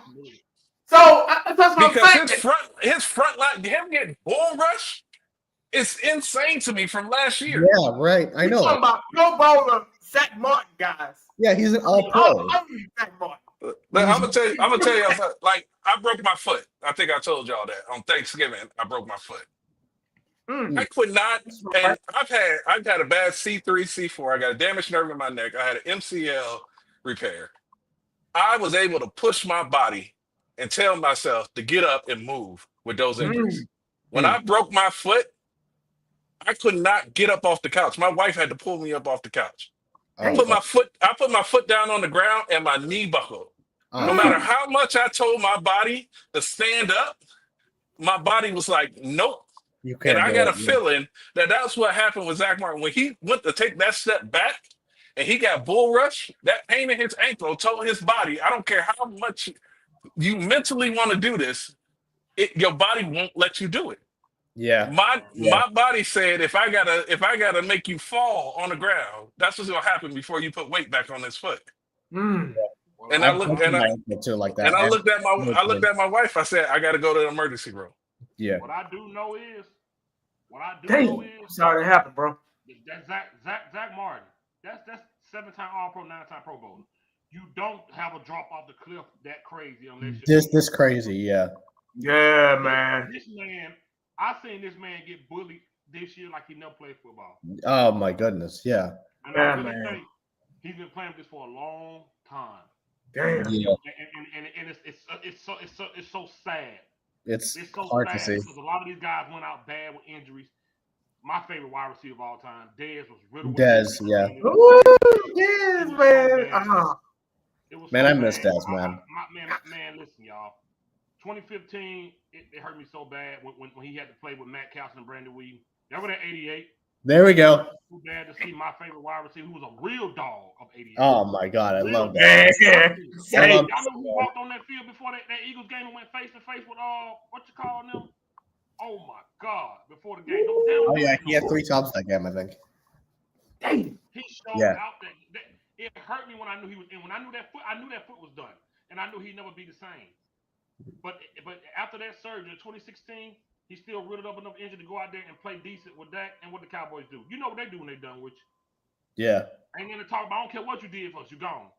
Unless you're the good old boy club. DeMarco Murray slapped them boys out. What? 16, 1,700 yards? 18. What did they do after 2014? DeMarco Murray, get him out of here. Yeah. Yeah. And let him go to the Eagles. They let him go to the Eagles. Right. Yeah. That's what they do, man. And y'all think we want, man, we don't want these guys hurt. We just know what this organization gonna do with you. Right. That's the thing. We know what they're gonna do with you. And you know what I realized what you mentioned in Dez Bryant? All our divas are on defense. And the defense is supposed to create divas for the opposing offense. They supposed to be the ones whining and crying. All our divas, Micah Parsons, Trayvon Diggs, all of them. That's a good point. All the divas. It's a great point.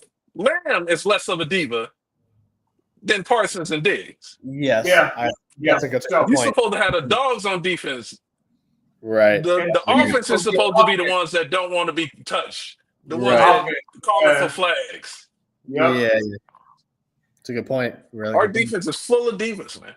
That's why I was so happy with Overshown, because he just made the tackle, get up, get back to the huddle. He wasn't doing no celebrations or nothing. Tackle down to the ground, back to the huddle. Let's get ready to go.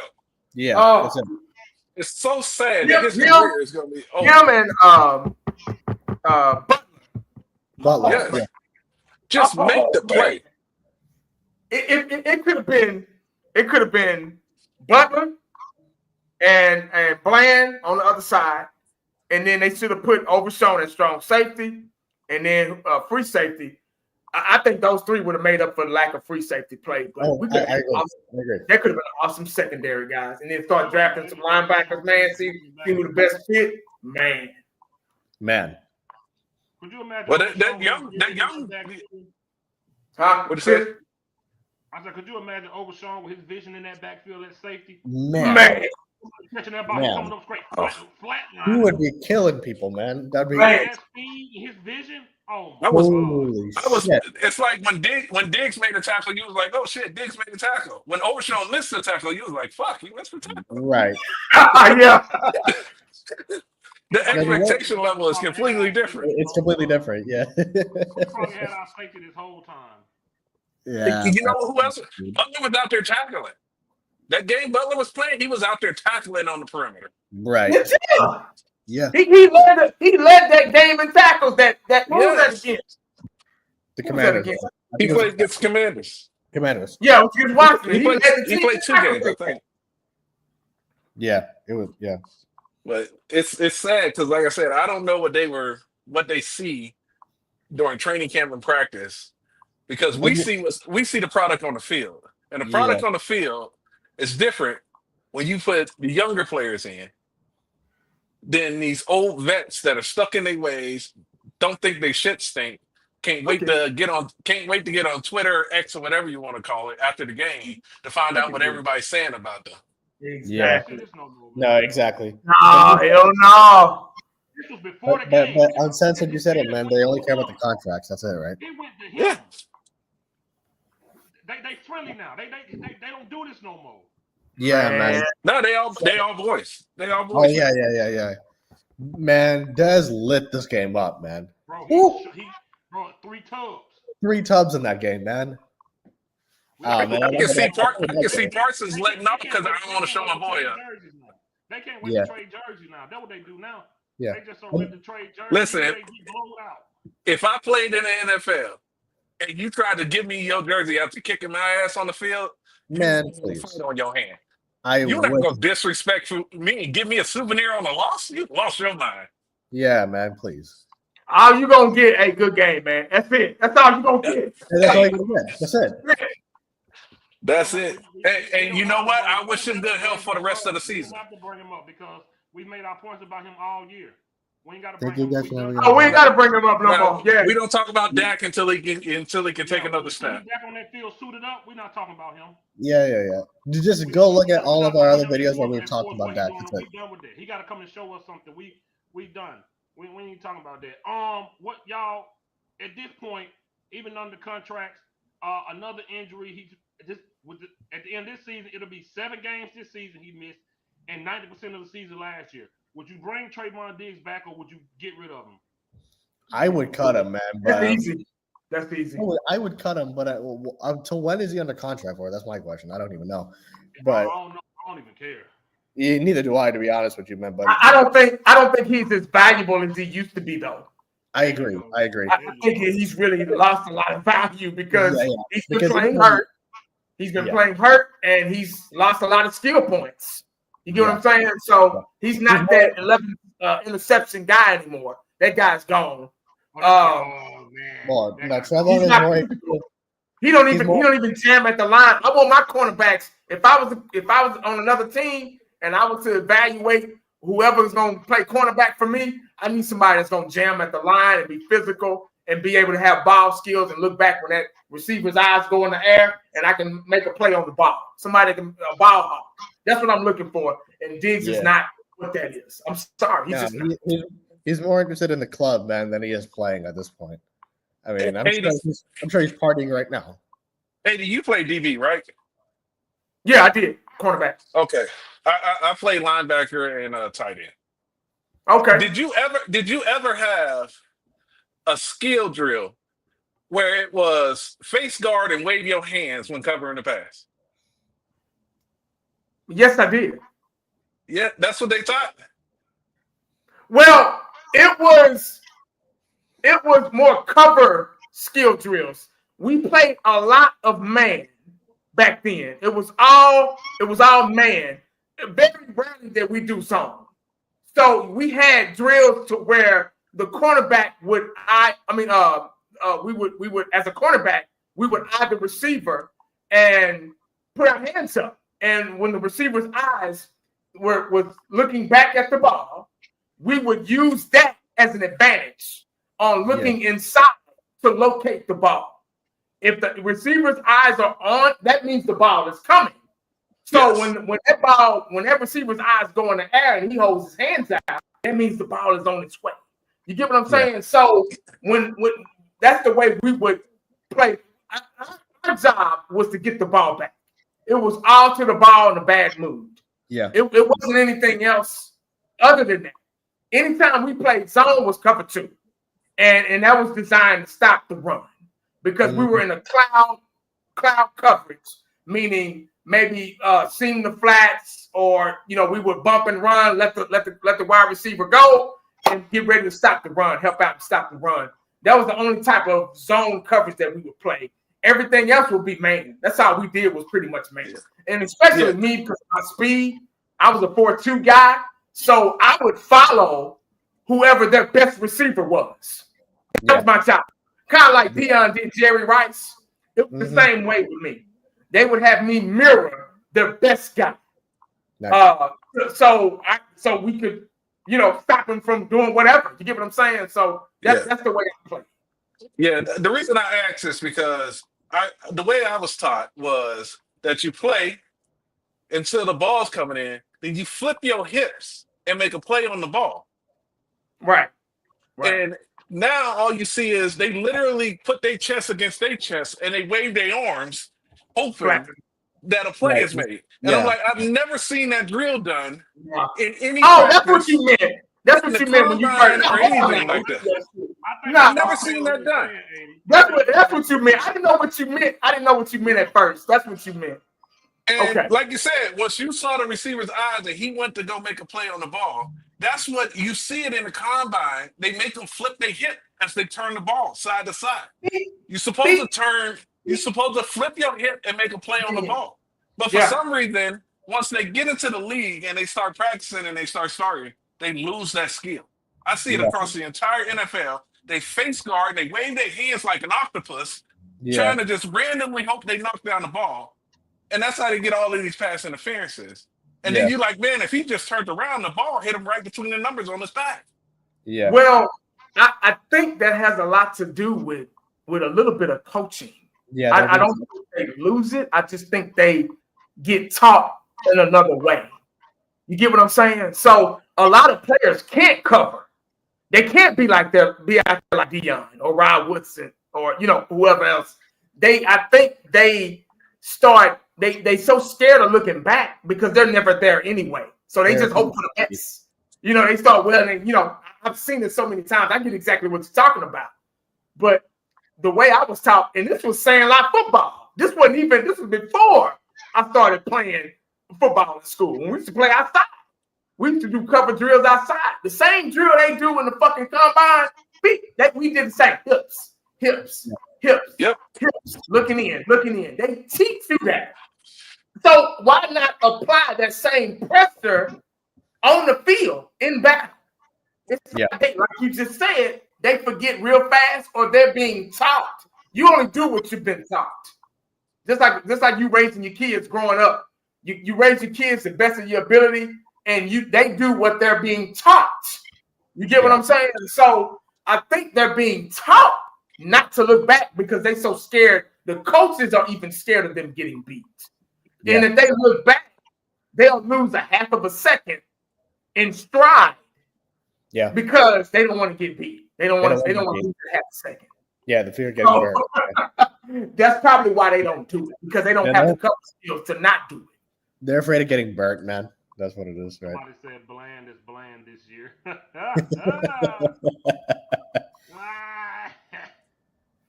Yeah. It's just a bad team all the way around this year, man. There's no I'm gonna give Bland a little bit of grace coming off of that injury, and he's only back three games. So I'm not gonna. And then he hurt himself again this year. So and that's because they forced him back too early. Yeah, as they do with fucking everyone. Man.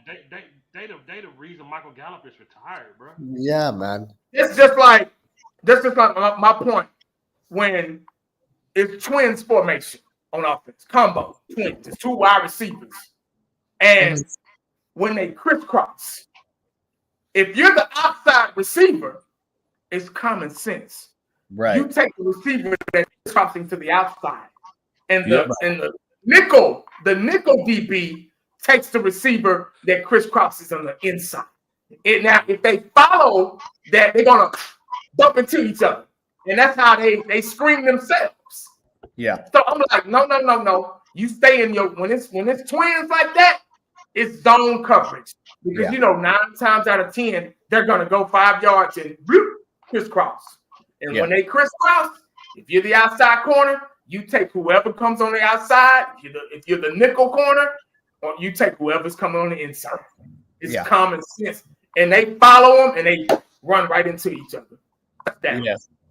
That's the thing. It's common sense. That's what blows my mind about it. Y'all think we should keep Steele? I know he was rushed back. Steele was not rushed back, man. Steele was on his second season. Yeah, he Steele is ass. Steele is 2 seasons removed from an ACL. Before we signed him, he had 4 decent games. Yeah, he had a man. I keep telling you, Fifth. The man doodled on himself on the field. Yeah. He had 4 good games that year before we said, Jerry, all you gotta do is show Jerry a little bit, his eyes light up. Jerry, your blank check until you sign the line, man. That's what he do. Terrence Steele wasn't so good. He had 4 decent games. I keep telling you, Fifth, I've learned that a lot of people watch football, they don't know football. There you go. They don't know what they're actually looking at. They think all touchdowns are the same. They're created equal, right?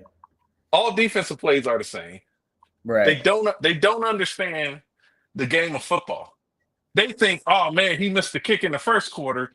If he would have just made that, we would have won the game. Like the entire game don't change if you up in the fourth versus being down by 2. Right. The entire game plays out differently. Right. Hey, put the link in the description, man. I'm gonna go to my phone right quick. Okay. Oh, and then I forgot that we drafted Tyler Guyton and moved him. We moved him too. I forgot about that. Like, this team is crazy. This is the only team I know that does that to players, man. You draft him at a position, then you move the motherfucker to a different position. Fucking, it's illogical, man. I don't know. Man. It's illogical, bro. I don't fucking know, dude. Yeah. Oh, they are silly. And I would be okay if they drafted a 5th round guard and said, we're gonna try him at tackle. They're doing this with 1st round picks. Right. That's what doesn't make sense to me. Yo, can't miss pick. You cannot miss on your 1st round pick. And you're gonna grab somebody that you gotta build into a different position? That makes no sense to me. That's what you do with 5th, 6th, and 7th rounders. Yeah. They've busted on the last 3 drafts, man. Like big time. Mozzie was a fucking 1st round pick. Mozzie should be driving school buses, bro. Man. Like he is garbage. Yo, man. Guess how many tackles he has this season uncensored? Take a wild guess. Probably 10. 16. Oh. It's fucking pathetic. So he's averaging 1 a game?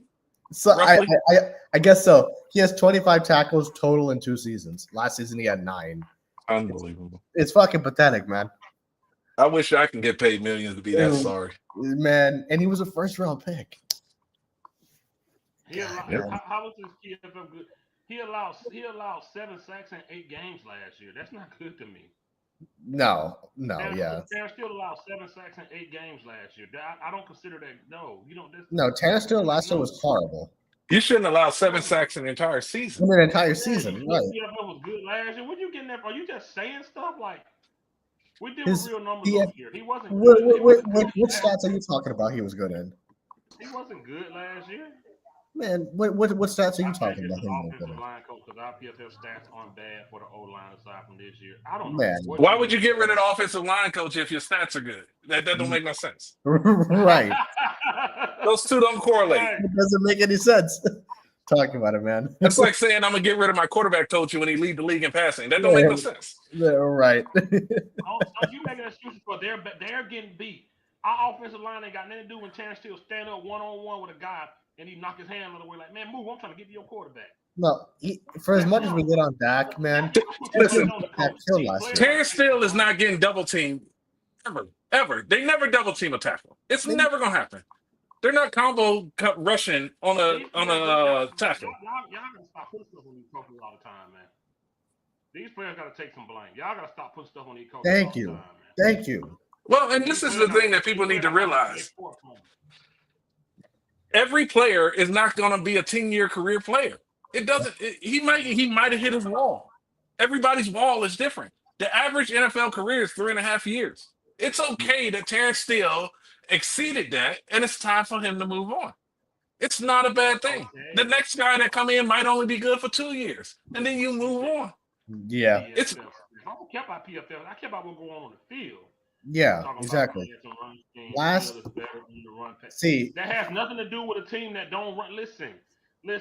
Terrence Steele has had your quarterback on his back more times than he should as a starting right tackle. That get paid $82 million, has an $82 million contract. End of story.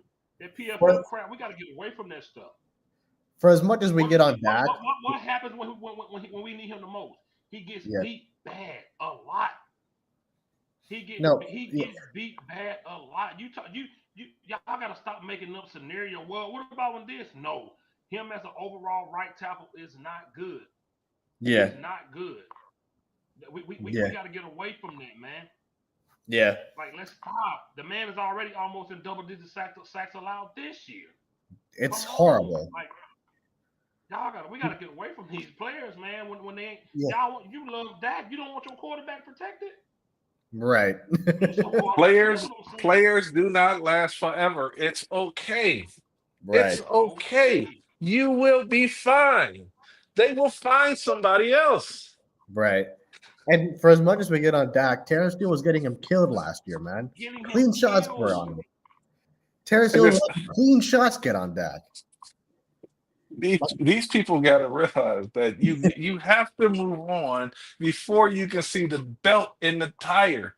Yeah. Don't wait until okay, bring Steele back next year and let him get Dak killed.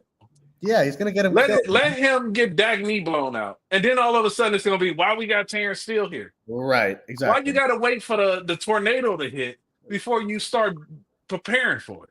Right, exactly. You know the hurricane coming. Put the boards on your windows. Yeah.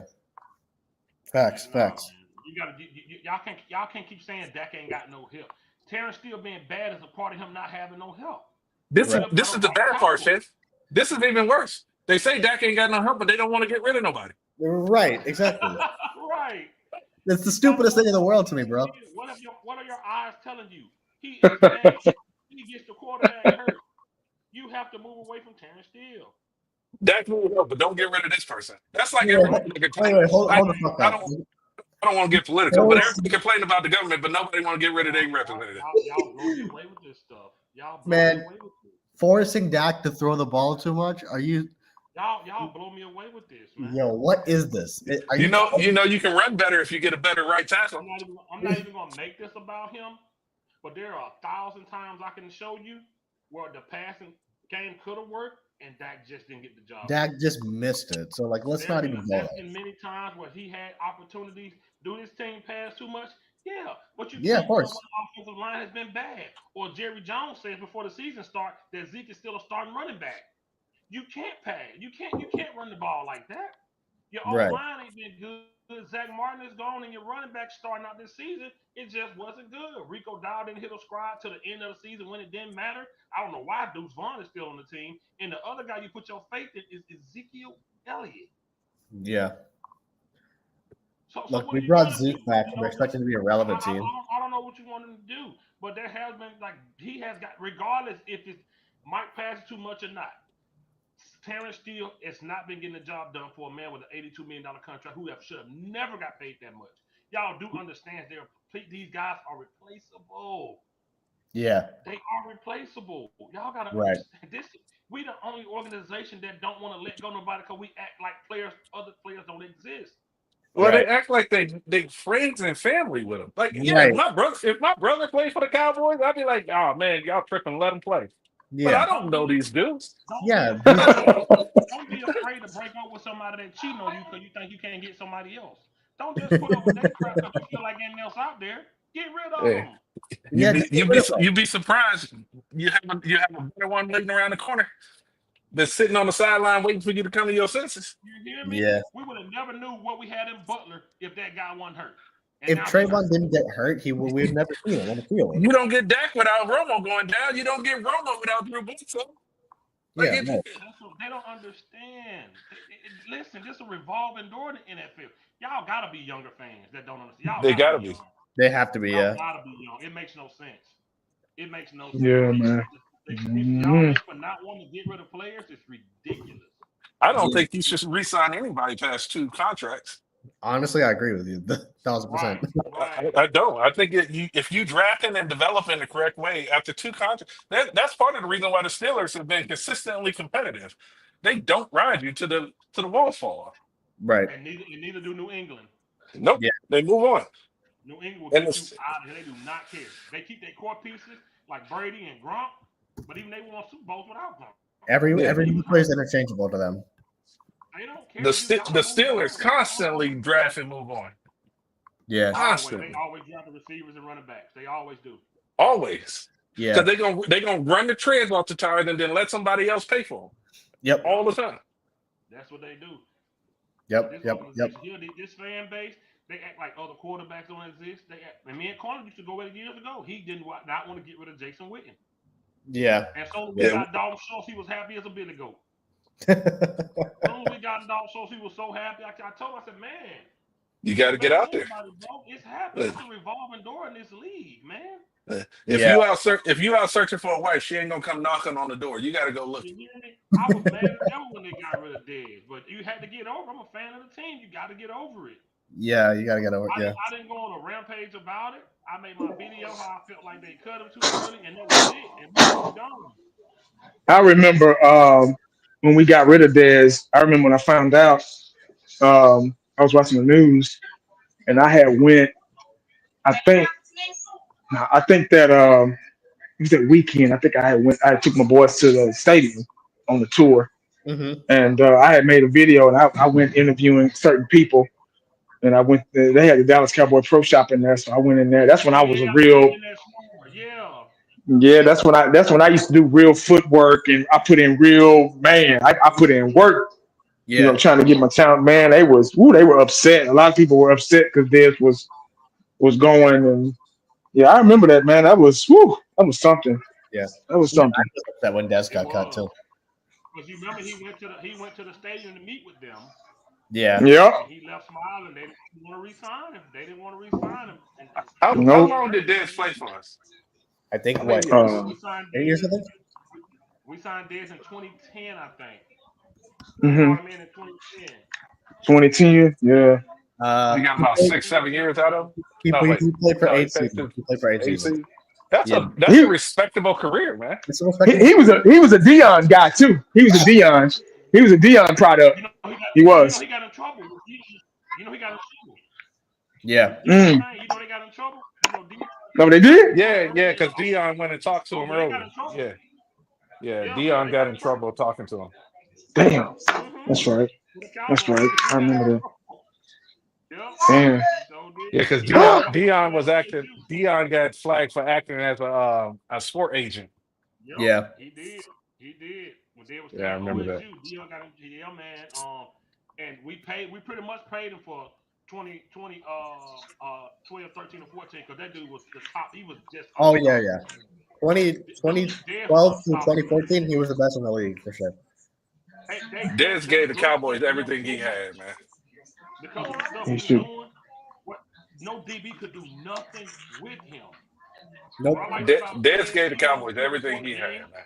1,000%. All the starting DBs. You can't guard me. You can't. I used to love that, man. Say, man. No, I used to love watching his passion on the field, man.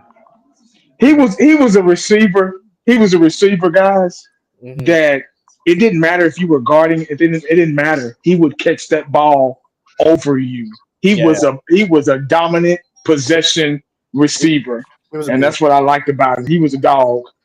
Well, I remember that was him and Dez. I mean, him and Dak's problem was Dak wanted them to be open, and he like, I'm always open. Just throw me the ball. See, Romo was like, just throw it up. I just throw it up, and you go get it. That's what type of relationship him and Romo had. But see, Dak was scared to go down that road. He didn't want to go down that road. Yeah. No, yeah, Romo didn't give a fuck. He would just throw it to him. Man, they drug tested him. So, that 2014 season where we lost to Green Mm-hmm. Bay, checked Yeah. him 3 times a year because he was just doing. They couldn't believe it.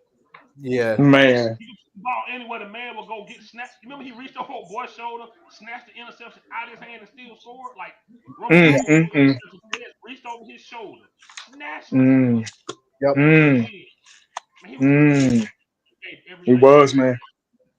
And they blamed him for that 2015 season where Romo was out, and we had Matt Castle and Brandon Whedon as Yep. our quarterbacks, man. Yep. And Dez had that foot injury, man. We went 4-12. Yeah, and they rushed Des back that season too, man. They rushed him back. He came back and got hurt again. They rushed him Yeah. back in like week 11. It was like They that rushed him Packers back. game, I He believe. played with a hurt foot, and third quarter he couldn't go no more. He was out again. Yeah. It was that Mm. Packers, I think. Yeah, that man. They season. Sure was. rushed him back, man. Man, that was my favorite receiver, bro. Yeah. Yeah, he was gone. Man, I No, was yeah, that expecting him. 2014 season, that 12-4 was a great. I love my favorite season by far. Yeah, that's how he earned that contract that season right there, I think. Yeah, 20, that 12, in the 13, 2016 14. season. 12, 13, and 14, he had double-digit touchdowns 3 years back-to-back and 3 years 1,000 yards plus. This 1,000 yard plus still meant something. He had Yeah. 3 seasons back-to-back, man. And Mm-hmm.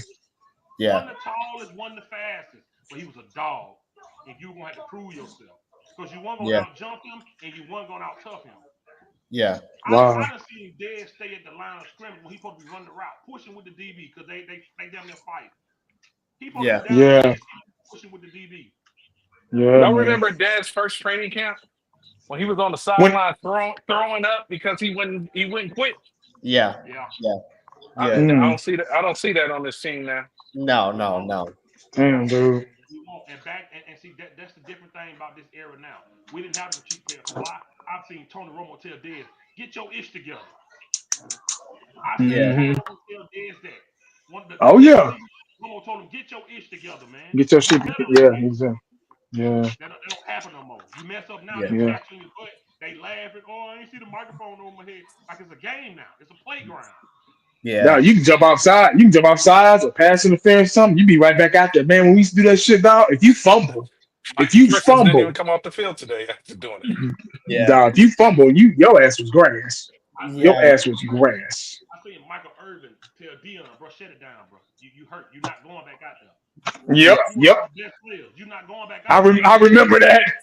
Irvin told him But there was a different level of respect that the players had for each other then. Yeah, but Irvin was hurt too. He said he had that Cowboys hat on to the back. He said, "That's it, man. You done. You Yeah. done. You're not going Yeah. back out there. You done. You done for the day, bro. Yeah. Yeah. Yeah. You're not going back out there. Trying to go back out there. I remember that. He was trying to go back out there, and Dion was damn near trying to fight him. He's like, "No, man, like, you ain't gonna fight me, dog. You gonna stay your ass right here." I respect the player for wanting to go. Jimmy, he wasn't listening to Troy. Irvin had to grab him. Hey, bro, nah. Yeah.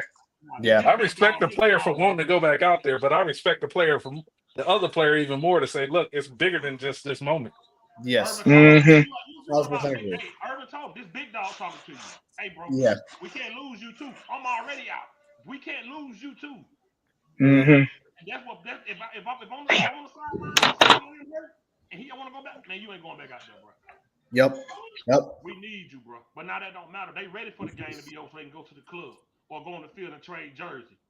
Right. The man wasn't even out of his uniform. He out there arguing with somebody that wrote somebody on Twitter. That should let you Diva. know about him. Diva. Like you said, bro, the Diva's on defense now. Yeah. No, that should let you know he's not even undressed and he's getting at the fucking guy over the Twitter thing. That lets you know his priorities. Look how fast he ran to his phone. How you got access to your phone that fast? And even the way he talked, he was whining and bitching about it. I'm like, dude, sit down. That quick. Yeah, that quick. He had access to his phone. That quick, man. That quick. Yeah. Sorry, man. You know what that is? What's your name? 65, man. 65. 100%. And 65. It's terrible, bro. Like, it's just not the same. And that's why I realize a lot of these fans are young. They don't understand the revolving door of the NFL.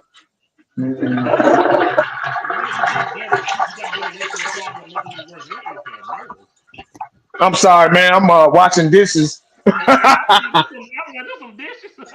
Yeah, I'm doing the thing. I'm doing the what same bug is thing, that? man. My bad. Let me put on mute. Let me put on mute. I in got so order, confused for a second. Like, what the fuck is in going on? order to grow, you got to get away from the growing pains. You got to get away from the thing that's making you bad. And we have a lot of pieces that, if they aren't making us bad, they still aren't making us better.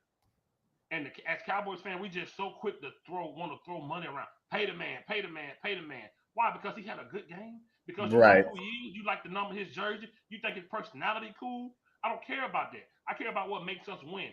And on these other teams that y'all like to always talk about, y'all always talk about, well, this guy did that. These guys win with less because Yeah. their core pieces are top 10. Yeah. You cannot name 5 players on Kansas City team. You can name Kelsey and you can name Pat Mahomes. You probably can name that defensive boy, that Jones boy. Chris Jones. That's it. Yeah, you can't name players. Why? Because the ones that are good make the other ones around them better. Yeah. It's They that culture. can have a top 5 defense. It's Have that Super culture. Bowl. They are productive when it matters most. That's bottom line. They didn't have That a top culture, 5 man. defense. You name No. a defensive player. See that be the problem. Y'all. We can't have every position be Pro Bowlers. It don't Yeah. work like that. Yeah.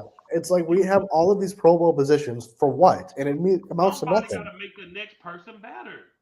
Somebody got to make the next person. I always use it. I know y'all tired of me using this, and I use it all the time. 2014, every player on the Dallas Cowboy team made the other player better. Yep. Dez Bryant had 16 tubs. The guy Yep. next to him, T. Will, who y'all call the body catcher, he had 8. Yep. Even our backup tight end, RIP to him, I can't even think of his name. Gavin Escobar, man. Gavin Escobar had 4. He was the backup. Yeah, man. Everybody made everybody better. We even had when we used him, he was behind DeMarco Murray. What's his name? He's singing Joseph Randall. That little fast. Oh yeah, Jesse Rendell. Yes, yeah. Everybody made everybody better because we was an organization and that was our Super Bowl year and we felt it.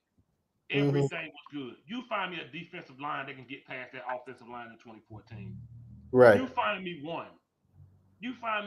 Everybody clicked. Ronald Leary and Tyron Smith had that left side on lockdown so bad. Or it wasn't nothing you can do. There was nothing you can do. And like I always say, I didn't appreciate Doug Free because I didn't. I hate I did. But Doug Free didn't come up. My thing was he was just an older player on a young offensive line. You had a rookie Zach Martin over there. Man, we was good, man. Everybody made everybody better. Man, we went 12 and 4 that year. And we lost one game because stupid thing. Aiden, you got to mute up. Oh, I'm sorry, man. Yeah, it's loud as a motherfucker, man. Everybody good, man. And that's what I miss about teams. Back then it was about being accountable. Now it's about being popular. They don't care. Right. That's why CeeDee Lamb was on the field with a $50,000 chain around his neck, man. That's why right there. Back in the day when Dion wrote his gold rope chain, we know why he was because there wasn't nobody better than him. Yep. He had prime time. He had a name for a reason. Nowadays, that stuff just don't exist. They don't care about winning no more. They care about some fine models saying that they play football and they can easily get them. Look what Trayvon Diggs did. And they all sleeping on the same women. It's insane. And they disgusting. Look what Trayvon Diggs did. As soon as he got Right. paid, what he did, got Bow Wow and baby mama future pregnant. Bought her Yeah. $225,000. $250,000 fucking car, What man. an idiot. I'll never understand that, man. No, man, I'm with you, man. $250,000 of a car. You woman got a baby by Future and Bow Wow, and you want to join the club. You ain't want to stay with your son, mama, your little son that was popular. You ain't want to stay with her. Oh, you too big for her now. See, she was there when you didn't have a dime. When you was up at Alabama looking dusty. Yeah. All I can think is they go out there. There's certain women that understand discretion. Yeah. And they're not gonna be out in public rocking the boat, and they give them a kid. That's the only thing I can think of is you can have one by this one, and she ain't gonna be all in the media and all of that stuff. That's the only thing I can think of because that's insane. Because buying a $250,000 car is stupid. They're stupid and then they're fun. Yeah, they're getting smoked. Oh my God. They playing Buffalo, right? Yeah.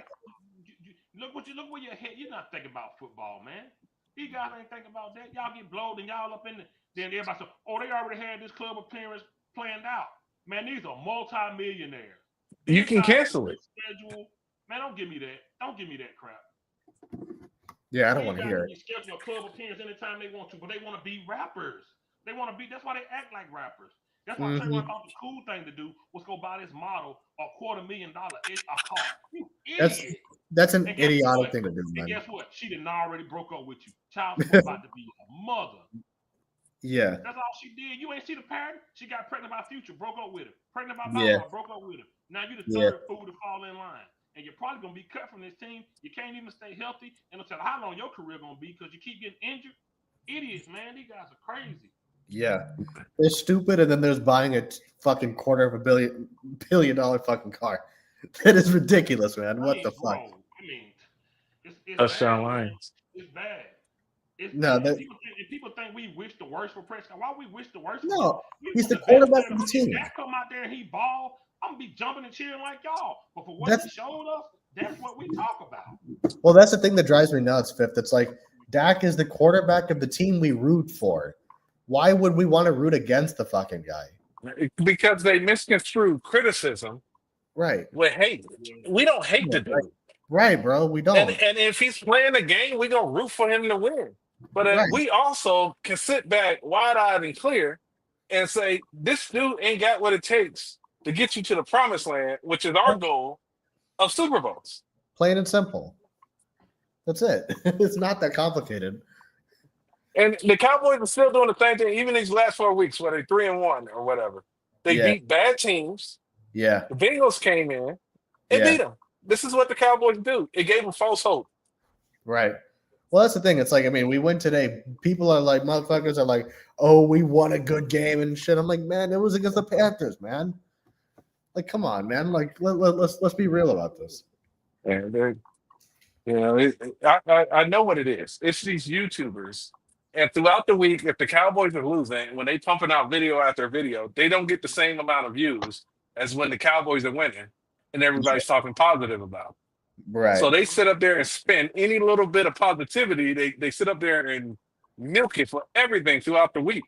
And then when they get a 3 times, 4 times, like 1980 said, we got 450 motherfuckers up in here.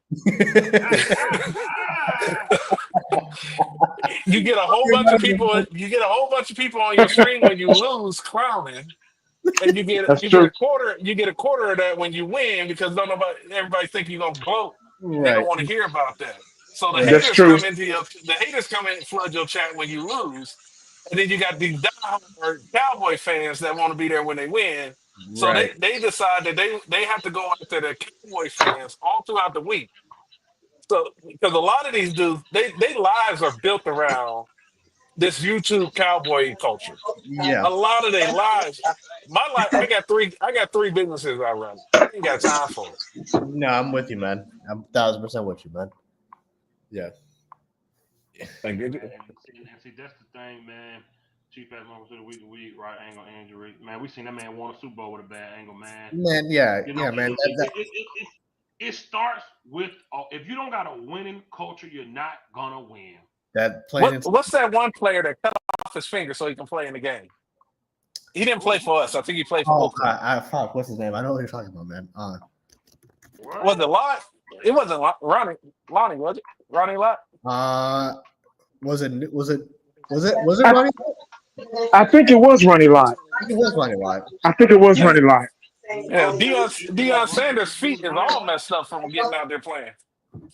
It was running. Deion wouldn't even take time off to get his feet fixed. It was running live. That's who did. Now he over there. Deion walking around pitching toed and everything because he wouldn't even take time off to get his feet fixed. Yeah. If you don't have a winning culture, you're not gonna win. You know why 2016 was so good? Because it was built off that 2014 winning culture. Dak inherited a winning culture, and everybody from that winning culture is gone except Dak, D-Law, and Zach Martin. And D-Law and Zach Martin is pretty much out the door. Yep. So Dak inherited a winning culture that Tony Romo built because he went to Jerry Jones every year. I need an offensive line. I'm getting killed. Yeah. Jerry Jones went and put an unlimited amount of money in that offensive line, and that what built that great wall, man. And it was unstoppable. It was unstoppable. That was a winning culture. 2014, they didn't know what to do with us, man. And that was a winning culture. 2014, we were plagued with injuries, but that same squad came back in 2016. That was Tony Romo's second chance to win. Unfortunately, his career was done because he couldn't stay healthy, and Dak inherited a winning culture. It's just the fact that we had a bad head coach and a rookie quarterback that couldn't get the job done once we got there. See, Yeah, 80 said all it the was time. Romo's team, though. 80 said all the time, we got to win in spite of the coaches. Romo won in spite of the coaches because of his ability to sling the ball downfield. He took a lot of risks, and we paid for it a lot, but he was a good quarterback that knew what he was doing. He wasn't a great quarterback. He was a good quarterback that had a lot of talent and adapted to the winning mentality in his team. He was very vocal. That's what Dak is not. Dak is only vocal during his little pregame thing. Romo was vocal on the sideline with the offense and defense. Yeah, Dak run to that damn Surface tablet every single time. No, uncensored, man. That tablet pisses me off. Fifth can tell you, man. I fucking go livid whenever I see him on the fucking tablet. Man, I'm telling you, I done seen Romo get at everybody, and that's what it takes, man. And we don't got that no more. It's now, oh, it'll be okay. We'll be all right next week. And now, and like I said, before Parsons started drinking the Kool-Aid, he was there. But now he drinks the Kool-Aid. Well, Parsons came from Big Ten football. That's hard-nosed, tough football up there. Yeah. I'm originally from Ohio. Football. They eat, breathe, and sleep football in that area.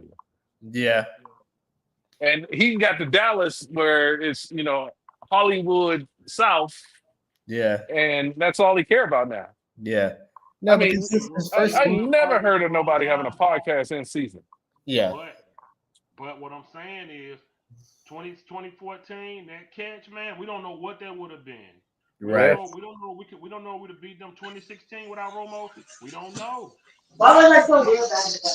My point was Dak just inherited a winning culture, and when all those players from that winning culture faded away from that team, so did that. It is what it is. Yeah. It was gone. Now it's gone. Nobody cares. They smile and laugh on the sideline even when we're losing. They just ready for the game, especially a home game. They ready for the game to be over with to hit the script club, man. Yeah, they laughing in blowouts, not just losses, but blowouts. Right. Like they were laughing in the Lions game. I know when I be down in Dallas, I'll be ready to go to DG's Gentleman Club. I know I'll be ready to go there. Fucking Trayvon and Mike. Oh, nice. You gotta beat up, bro. I know all about DGs. I've been there plenty of times. So I know these that's what they be ready for. These guys are half of them are millionaires, half of them make six figures. They don't care. They don't care why? Because they owner preaches for them not to care. Jerry sell out the stadium. Jerry sell all that. Listen, I'm telling y'all, nachos was $7, y'all. I paid $7. $7, bro, for some nachos. You hear me? A bottle of water was a bottle of water costs $5. What is this? A fucking airport? I spent so much money the last time I was so mad, bro. Like, man, listen. Hey, he got what he got again, and y'all saw the numbers just came out. Again, number one in growth, Jerry. He did it again. Well, they said there was just as many Panther fans as there was Cowboy fans at the Panther Stadium. You see what I mean? Yeah, man. That's what I'm saying. He don't care. So Jerry in South Carolina, wherever they at, North Carolina, wherever they play, he's sitting in the owner's suite looking down at a stadium of a visitors team that's half Cowboy fans. He don't see nothing wrong. He doesn't see anything wrong. He's happy, man. He just thinks this is a down season, bro. That's it. It's a down season. I tell y'all 1,000 times when I knew this was Jerry. That Thanksgiving game. Yeah. The Chargers game. The Chargers. That's when I knew. When Jerry ran down and got in front of that media and said, oh, it's okay. Everybody go home, have some turkey. Man, we got blew out. Yeah. Philip Rivers threw for almost 500 yards that game. Almost 500 yards, bro. I knew then that Jerry didn't care because when they got in the locker room, D-Law uttered almost the same exact words Jerry said. Yeah. That's when I knew then. The video's still on my channel. I went crazy. I knew then. I was done. I was like, oh, okay, I see what this is. It's not if they went along the way of making money, cool. But if they don't, the money's still made, it's okay. That's why I tell players, don't get hung up on these players, man.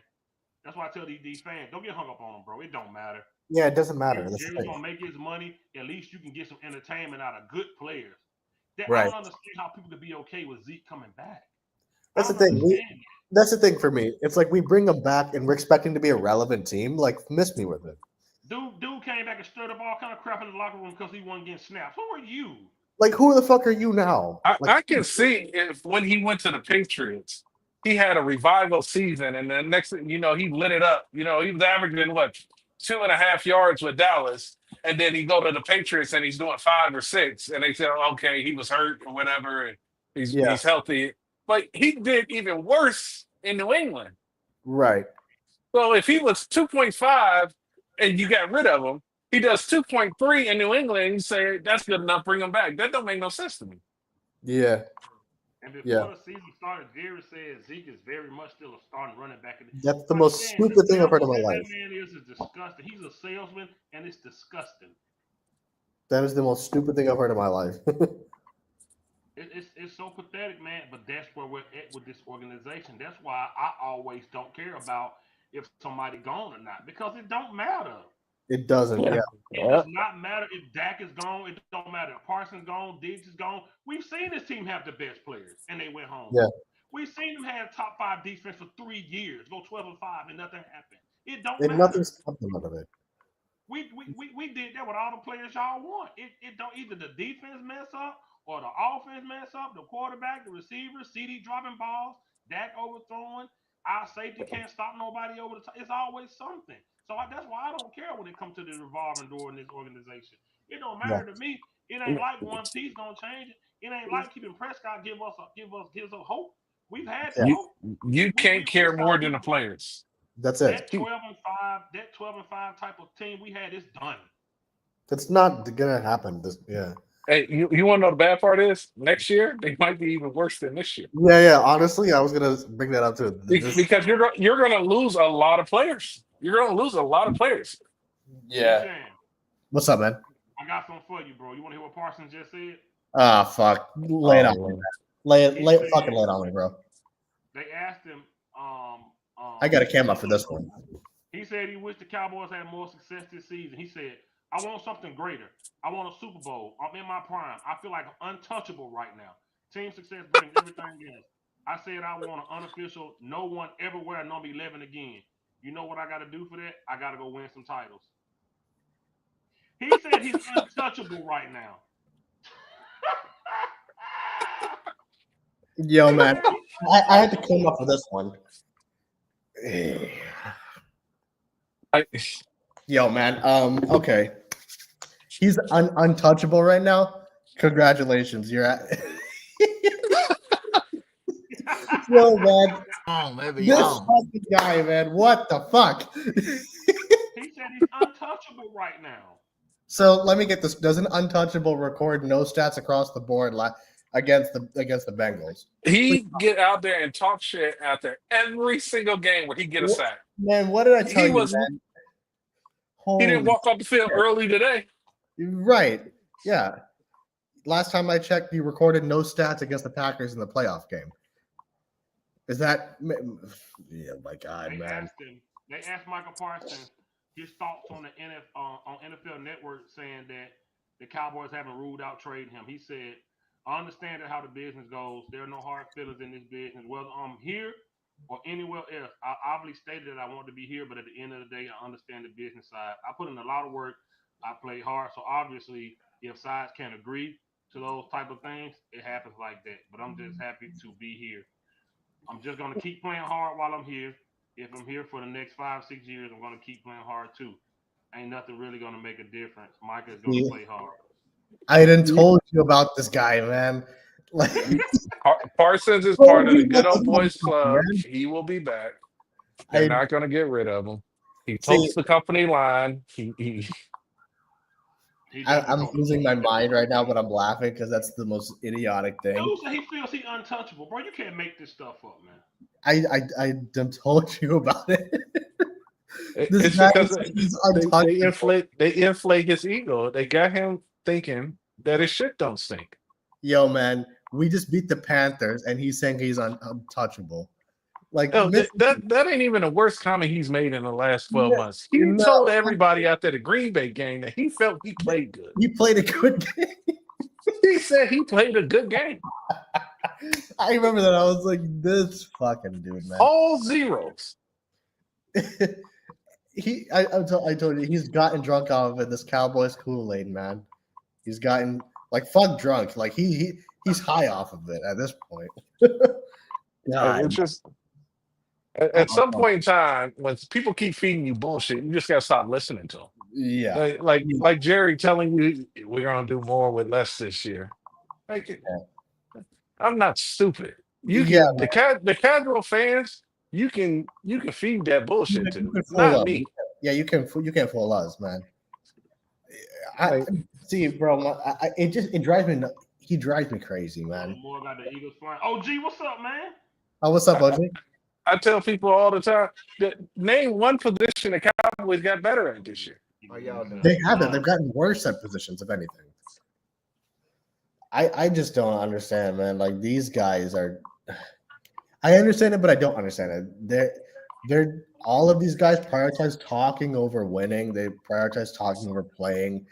Micah coming out. I didn't even know he said this, but I'm not even surprised. Like I'm not surprised. I've heard him say like he said this shit how many times at this point. You know what I mean? That's the thing. After people compared him to LT, he flipped at the drop of a dime. He flipped. So his words mean nothing to me at this point, man. It's annoying, but Stephen Jones said Trayvon Diggs injury 8 to 9 months. Yeah. What the fuck happened to him? He probably won't play to October. No, I don't think. I think he's going to be back till yeah. They said it's a 9-month injury from what I read. So now he's untradeable. He's unable to be traded. You can't trade somebody that can't even practice. Jesus now you're stuck with him for a whole nother year. This team he's not like AD said earlier. He's not that double-digit interception type of guy. You got receivers, no-name receivers beating Trayvon because he's trying to go for the big one. That's why a few years ago they started double moving him because they know he was going to jump. He was going to He's going to just jump routes and stuff. Yeah. What knee injury does he have? What's his knee injury? It's they said quote unquote cartilage. 8 to 9 months. Right.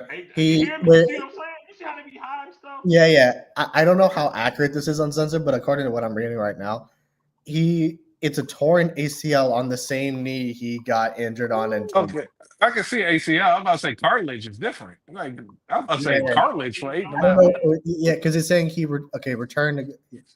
Yeah, so it's a torn ACL from what I'm reading. So he got a knee with 2 ACL injuries. Oh my god.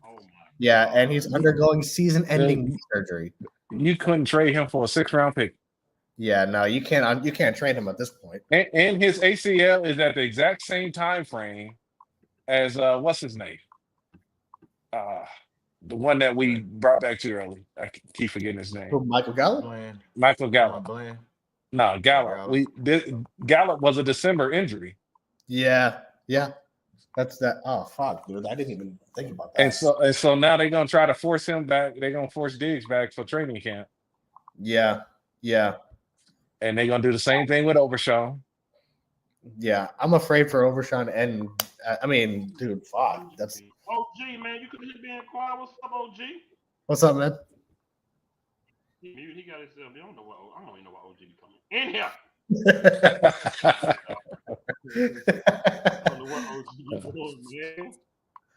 No, yeah, man. Trayvon, they're saying it's season-ending knee surgery. He's gone for 9 months. So I don't know.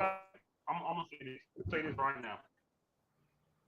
I'm changing earlier what I said.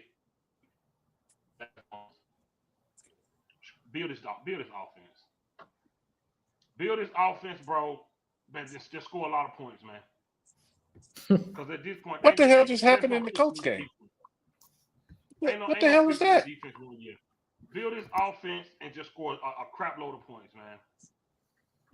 Draft a running back, draft 2 running backs, draft a receiver. Man, do it all, man. It don't even matter.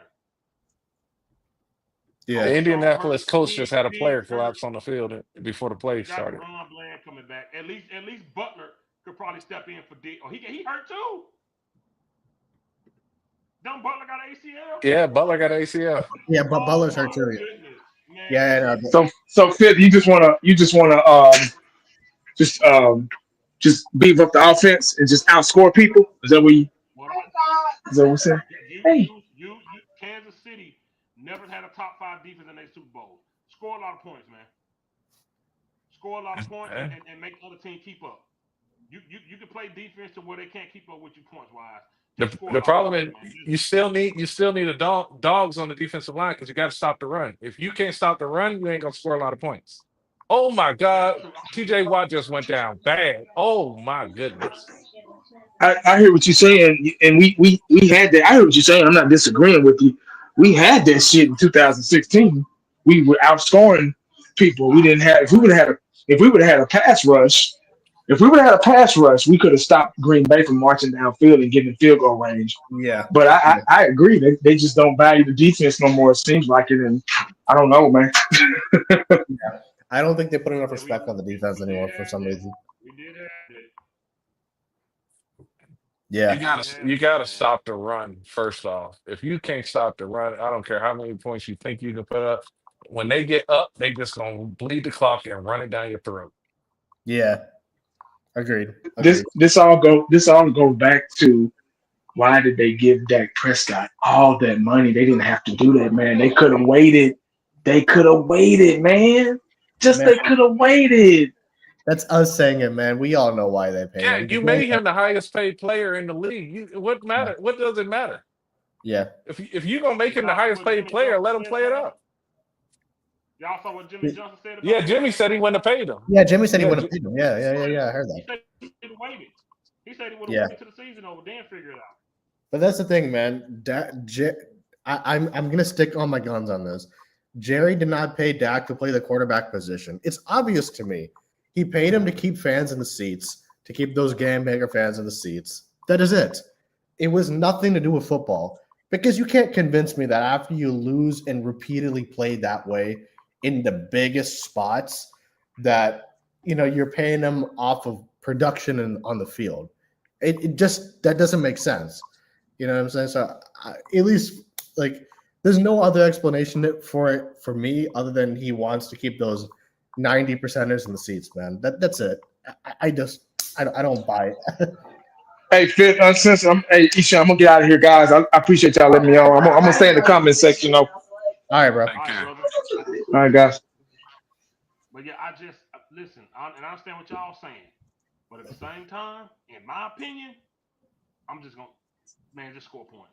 Just put what you can around Dak, build you a monster. Oh man, listen, score points, man. Put up points every time. Wear the defense down. Run the ball. Run the ball. Run the ball. CD Lamb, tight ends, man. Just score points, man. Be a high scoring offense again. Because at least when we did that, we was close. At least when we did that, we was close. You got Bland. Hope I don't know what you keep Parsons. I don't know. I don't know, man. But at this point, bro, it ain't. We can't even score points. We can't. Man. We gotta put some points on. We can't. Brandon Aubrey, bro. Gonna wear him down. I'm telling you, man. But Detroit Lions are fucking dumb. I get what you're saying, and I completely understand what you're saying. But if we go by that, that's feeding right into what Jerry Jones likes. If you think about it, because if we think about all of the good seasons we've had that are like what you're talking about with these high fly offenses and shit, it's box office, right? And that's going to attract more fans in the seats, even more than we're already doing it right now. So I'm not trying to diminish your point. I completely get what you're saying. But if you're just my opinion, it's like I would honestly prefer to struggle these next 3-4 years than to just repeat the same thing that we have been doing. Only for the fact that if we go back to having high fly offenses with no defense, the delusion's gonna just ratchet up even more than it already is. Yeah. You know what I mean? So like that's just kind of where I sit with it, but but I'm not trying to diminish your point. I get what you're saying. That's just kind of where I sit with it. But yeah. Yeah, no, I feel you, bro. But at this point, we've tried everything. I got you. We've had the Dan Quinn unstoppable defenses. but we just couldn't put up points. We had the defense that held San Fran at 19. What happened? We couldn't score. Right. We couldn't score. Yeah, We but need the thing is, you got to keep in mind, bro. That go ahead. I'm sorry. I don't mean to interrupt. No, I'm just saying we need a high power offense. We need But to the thing put up is, points. It ain't. But here's my point. Hear me out. It ain't always about having a top 5 defense. You can win without a top 5 defense. It's about just right. doing what you have to do and doing what you need to do when the offense got the ball. If we get a better defensive coordinator, and I'm all for giving Al Harris right now, you can get players that can just get the job done. You can Right. get players to hold, and I keep using Kansas City because you can't tell me that they had a top turnover defense. They just did what they need to do, and they found ways to always score. They always found ways to score, and that's just And all I I'm think bringing that out. has more to Now do with the quarterback than we've Yeah. seen it right. We've seen the top 5. That's what I'm saying. Get more pieces around him. We ain't got no choice. He here. So if you're Denver's gonna yeah, balling have him, out. yeah. at least do But it if for you got a him. quarterback that chokes in the big situation, don't matter what It pieces you doesn't got really around him. matter. That's kind of where that's also where I was going too. It's like, You you telling know, me that his team against the 49ers were only capable of putting up 12 points? That was right. on that. That was on Dak. And the thing is, again, and to that point, also, it's like for me, it's like if you look at those playoff games, like you're talking about the 12-19 playoff game or whatever, it was like if you look at those offenses those years, technically those were those kinds of offenses, in a sense that they were high fly offenses. I mean, because in the regular season that season, we were averaging damn near 31 points a game or something. So that was technically a high fly offense. It's just when it mattered most, we didn't score. You know what I mean? And so for me, it's like, no, you can put Jesus on the fucking team. Dak's gonna be Dak. So we're stuck these next 4 seasons, bro. I don't even this whether or not we go for a high fly offense, whether or not we go for some badass defense, it really is not going to make much of a difference to me. These next 4 seasons, we're stuck, man. That's just kind of what. Yeah, because just like you said earlier, Fifth, you can't name the players on the Kansas City Chiefs, but at the end of the game, you put the ball in Patrick Mahomes' hands, he's He's probably gonna gonna come go through. win the game. He's gonna come through, and the difference is we can't name those players, but they produced in that system for that team that day. Because Patrick Mahomes knows how to make players better. That's it. Yeah, Dak doesn't know how to do. He can't do that. We know that. So like, that's already like the hindrance right there. So Yeah, but here's what I'm saying though. We've seen him move the ball around to not 2 but 3 receivers in one season to where they all was over 700 yards. So we've seen him do it with the talent on the field. What I'm saying is, since we got the dude, I would rather put a lot of my eggs into the offensive side of the ball next year more than I would the defense. I still would go for a defensive tackle to try to help stop the run. But what I'm saying is, I would get more help on that offense because CeeDee Lamb can get double because nobody fears what's over there on the other side. Nobody agreed. fears our Agreed. running back. Agreed. You feel what I'm saying? That's No, all I'm saying. I feel like I got you. we can draft players to keep a defense honest is what I'm trying to go to. No, I hear what you're saying. I just don't think it would make any difference other than the regular season. Is the only point I'm making. Like I completely get what you're saying, and I'm not even disagreeing with you necessarily. I just don't think it would be like it would basically be like last season or the year before. It wouldn't really be any different. But You what know? I'm saying is, the draft still coming regardless. You got to do something. Right. All I'm saying is Right. that's what I would do. We know the type of help Prescott needs. Right. We know what he needs. We know what he needs. You feel that's all I'm saying. No, I got you. I feel like you can, and I'm not saying it's gonna get us anywhere close to a Super Bowl, but I'm just Oh, of saying course. that's what I would do. I got you. Because we know that dude need Randy Moss, and he need, you know what I'm saying? He needs Terrell Yeah. Davis as running back. That's all I'm saying. Dak need all the weapons he can get for him to be successful.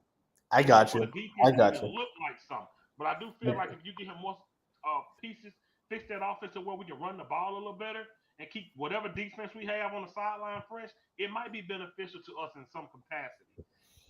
And then as the years go by, you start drafting more what you need on different other positions. But for me, and this draft ain't even really heavy offensively, but there are a few linebackers. Dang, wide receivers They're gonna that be look best. decent this year, and I would probably do that. You know what I'm saying? But it's not about going to free agency. Dak Prescott eating that up. So I would just Yeah. draft young guys. You know what I'm saying? Like it's we're in a bad situation, really. Whether you choose to draft offensively or defensively, it ain't gonna happen for next year Yeah. or No, the it's year bad after. regardless. I got Because you. Dak Yeah. and CD eating up a lot of that money. Oh yeah.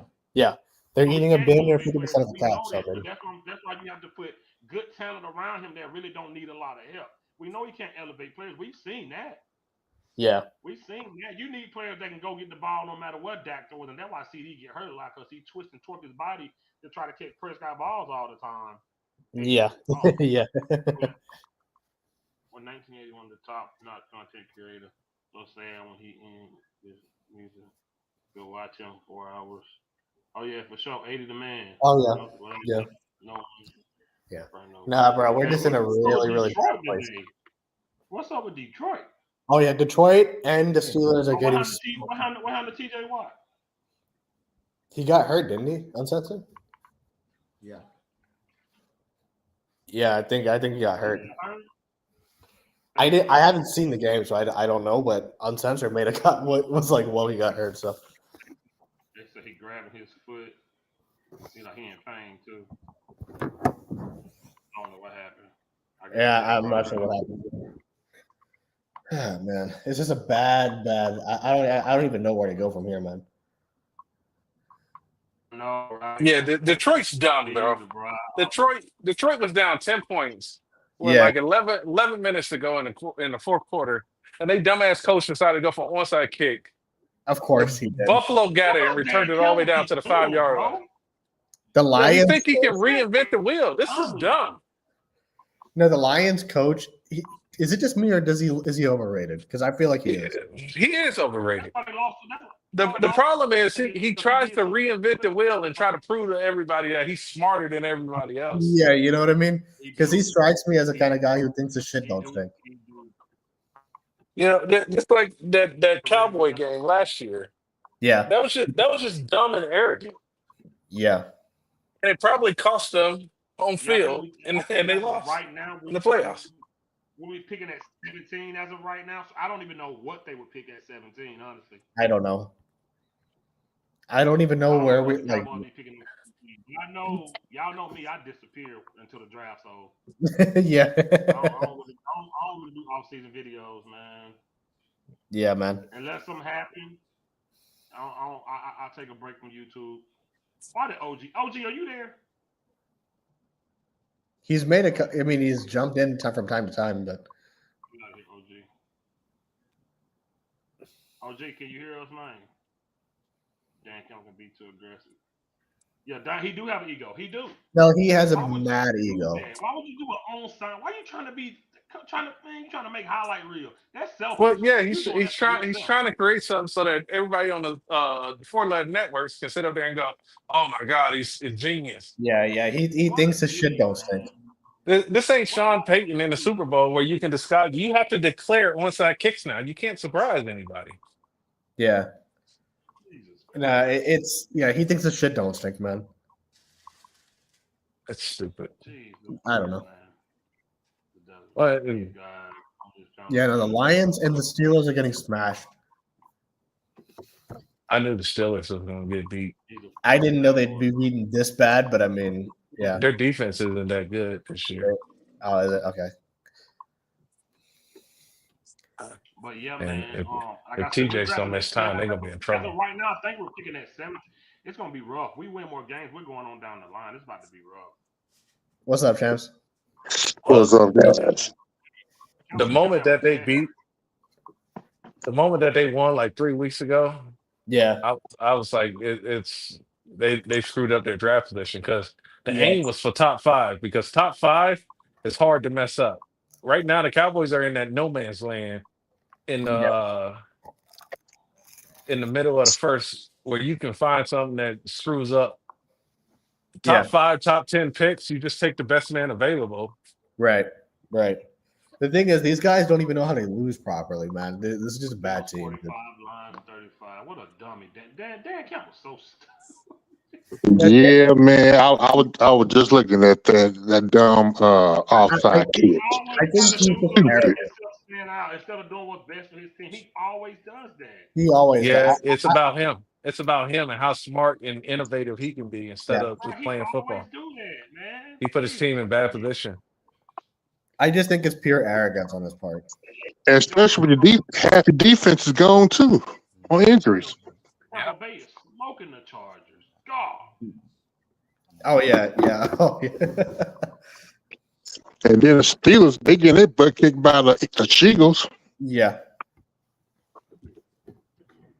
Yeah, the Eagles. Kellen Moore making some noise, ain't he? You know Sure. that it's crazy because they sat up there and said that he refused to run the ball Uh-huh. here, and then now they saying that he refused to pass the ball in Philly.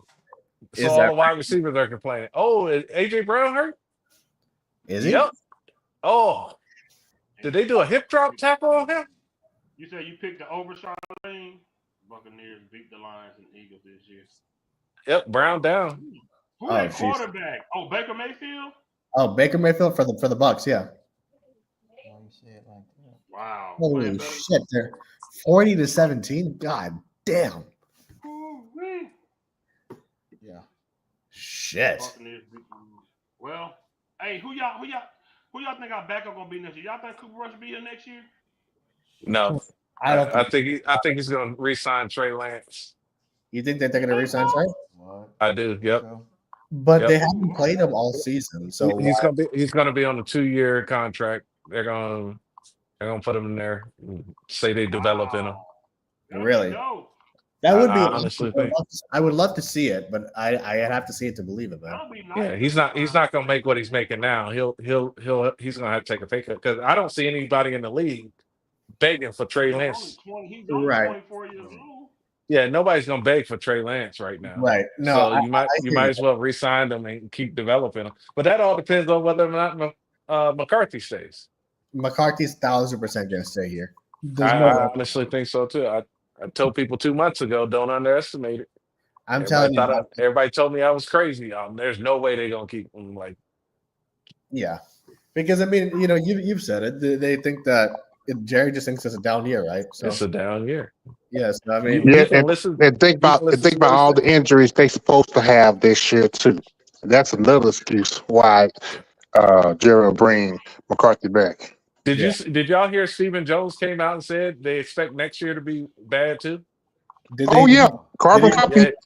Yeah. Stephen Jones came out and said they expect next year to be bad too. What? I gotta read what the fuck that guy said. What you Hey say? y'all. Oh, good catch. Champ. Yeah, I said, what you call him, Catboy? yeah, the Cowboy. Oh yeah, yeah. Did y'all know that Stephen Jones had a degree in engineering, I and didn't. he's over the finance for the Cowboys? I didn't know you until you mentioned that to me earlier. Man But got a degree in engineering over finances. Yeah, yeah. He got an engineering degree. I think one of the executives for the Cowboys used to work at Wendy's or something like it was a wait, district manager at Wendy's or something like that before he started working for the Cowboys. are you for real? I did not know that. Circus. Y'all know that circus act, man. This team. Oh yeah, it's a circus. Yeah, man. Yeah, it's a big old circus. I'm gonna keep it The real sad with thing y'all. is, I'm actually ready to see what number 4 gonna do next year. oh, we already know what he's gonna do next year. I'm ready to see it because everybody think that it's just gonna be a whole revamp of who he is with all these. I can't wait for them to see that what he give us next year is what he gonna give us completely. Corner said the day that we signed Prescott for some years ago, the first time we signed him, Corner said, "How long we signed him?" I said, 4 years. Well, that's how long we gonna suck. Yeah, I remember And that. it still applies right now. Yeah, and it's the same thing. That's why I said listen, he needs so many players. He needs Amari Cooper, CeeDee Lamb, Michael Gallup, Dalton Schultz. We needed all that. You're gonna need it again for any type of mediocre success because that's as far as it's gonna go. But you know the Dakaroni, as long as Dak doing a little bit, boy, they gonna jizz they stuff. They love it. That's the thing, bro. I just cannot do it with the support guy. It just I have no time or energy for it, man. Yeah, so that's why I say, man, look, get your wide receiver, put him on side of CD Lamb, because you don't have you don't trust Jalen Tolbert. Yeah. Do what you got to do to keep these defenses honest. Go get you a good running back in the draft. You need you two. You need 2 running backs. Oh yeah, you definitely need 2. They ain't got enough picks. They ain't got enough picks. They're gonna have to go out and get a free agent running back. They're gonna have to. No, what you do, you use one of those early picks and trade down and pick up a late round pick. You got to get a linebacker. You got no linebackers. You sure don't. You need, man. This team need defensive tackles. They need at least 1 or 2 offensive linemen. You need running backs. You need linebackers. You need safeties.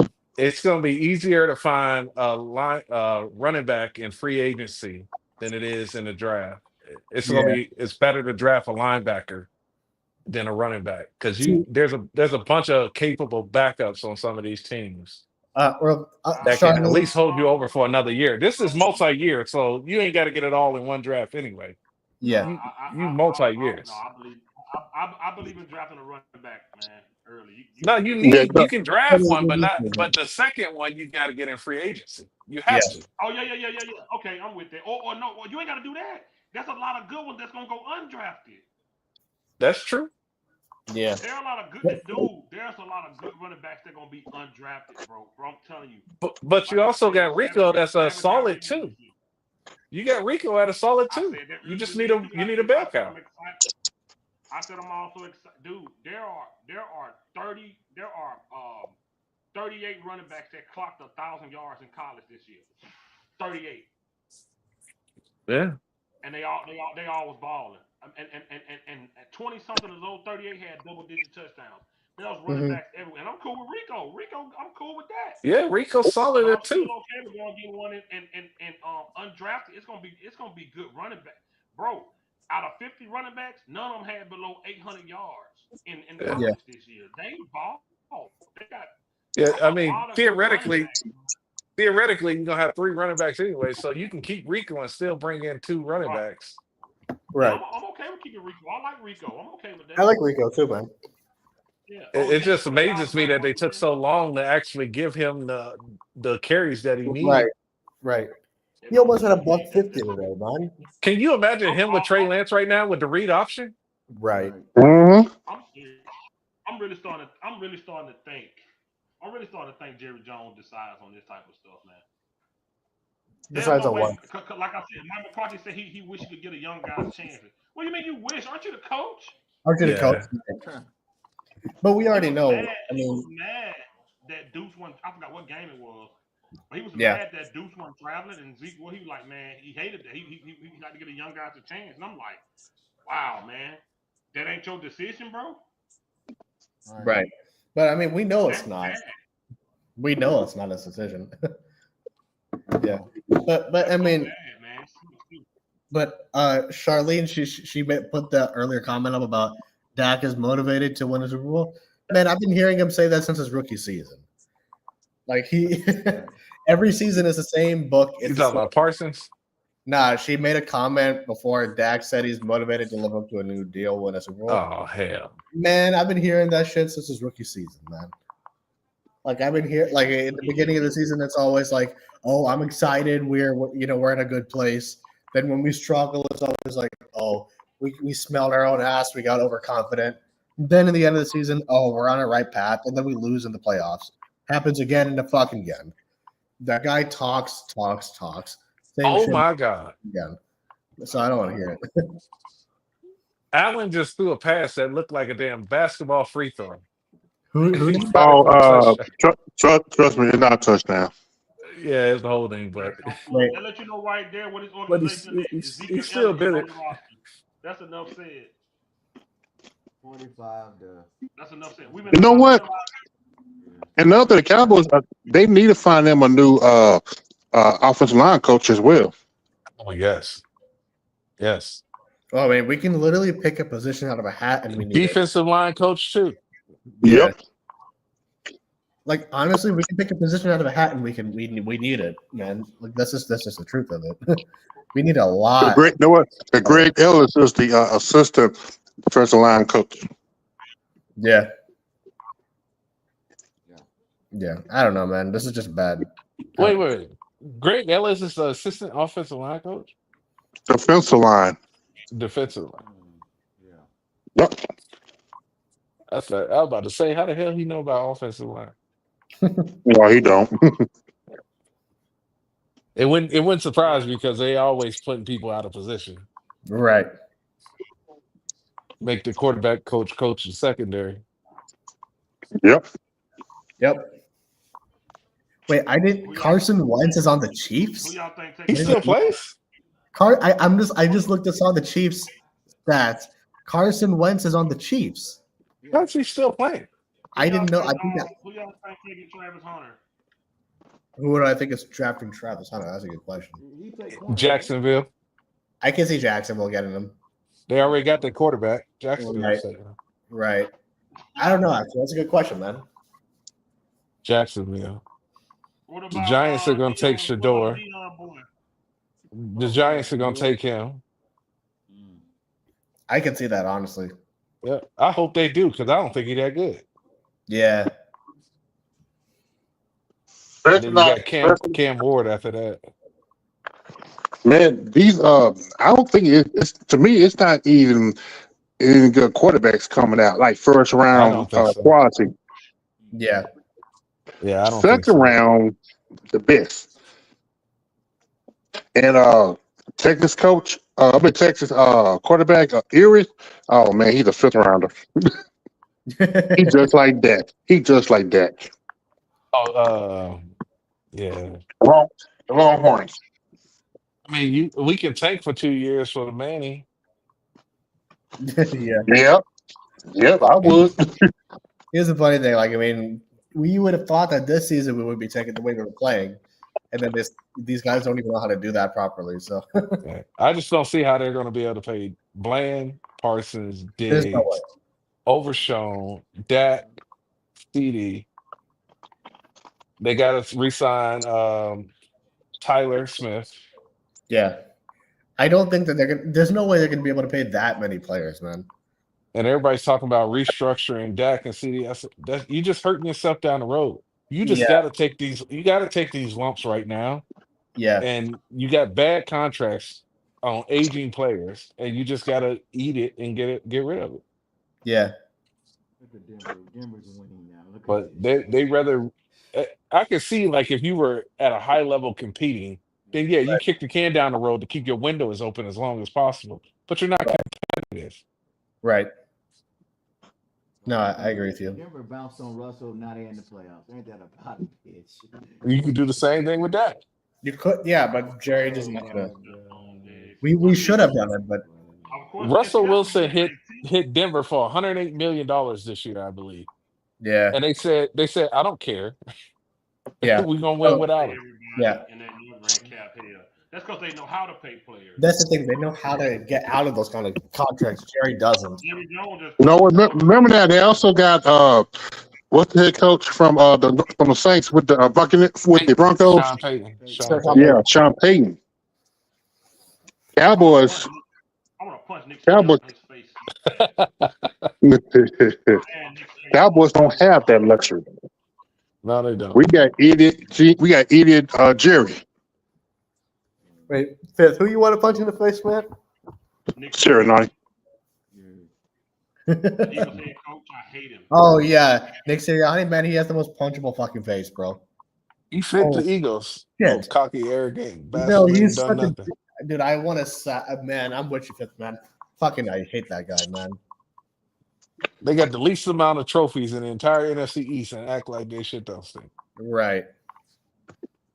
No, And yeah, they fans talk too much shit. yeah, no. Nick Sirianni talks all kinds of ish, man. Well, everybody's in the playoffs, so we thought was gonna make it. Well, we gonna end this live. We've been live over 2 hours. Sounds good. Okay, yeah. When this team play again? They sorry anyway. When do we play again? I think we play next. Who do they Who, play? Cowboys? The Nick Bucks. Chubb broke his foot today. Nick Chubb can't catch a break. Yeah, he injury Yeah. prone. Yeah. There's always Who play something. next? Keyshawn, do you know? What's The up? Buccaneers. We play the Bucks. Monday night. Yeah, we play the right? Bucks. We play the Bucks. They just curse stomped the Chargers too, Yeah. 40-17. They're gonna get Oh yeah. The Bucks are gonna. That's a hand whooping. Oh, the Bucks are gonna carve us Yeah. up. We need them to get beat like this on the way out. Maybe Mike won't be back. Yeah. Yeah. And let's see next week if we get stomped and whether Micah's dumbass is gonna be like, "Oh, I'm fucking once in a lifetime kind of player." Sit your ass down, man. Yeah. Man, please. Salute to the whole chat and to the Yeah, people man. coming on the rocket, man. I appreciate y'all. Salute to everybody. Charlene, of course, always. Brando, Vince, Travis, Down Kyle, you knew. 80, of course, for sure. Yeah. Salute to everybody for coming in and rocking with us, man. We'll probably rock out. We probably do a Freaky Friday, but yeah, man. Salute to y'all. We out of here, man. All right, guys. All right, Peace. y'all.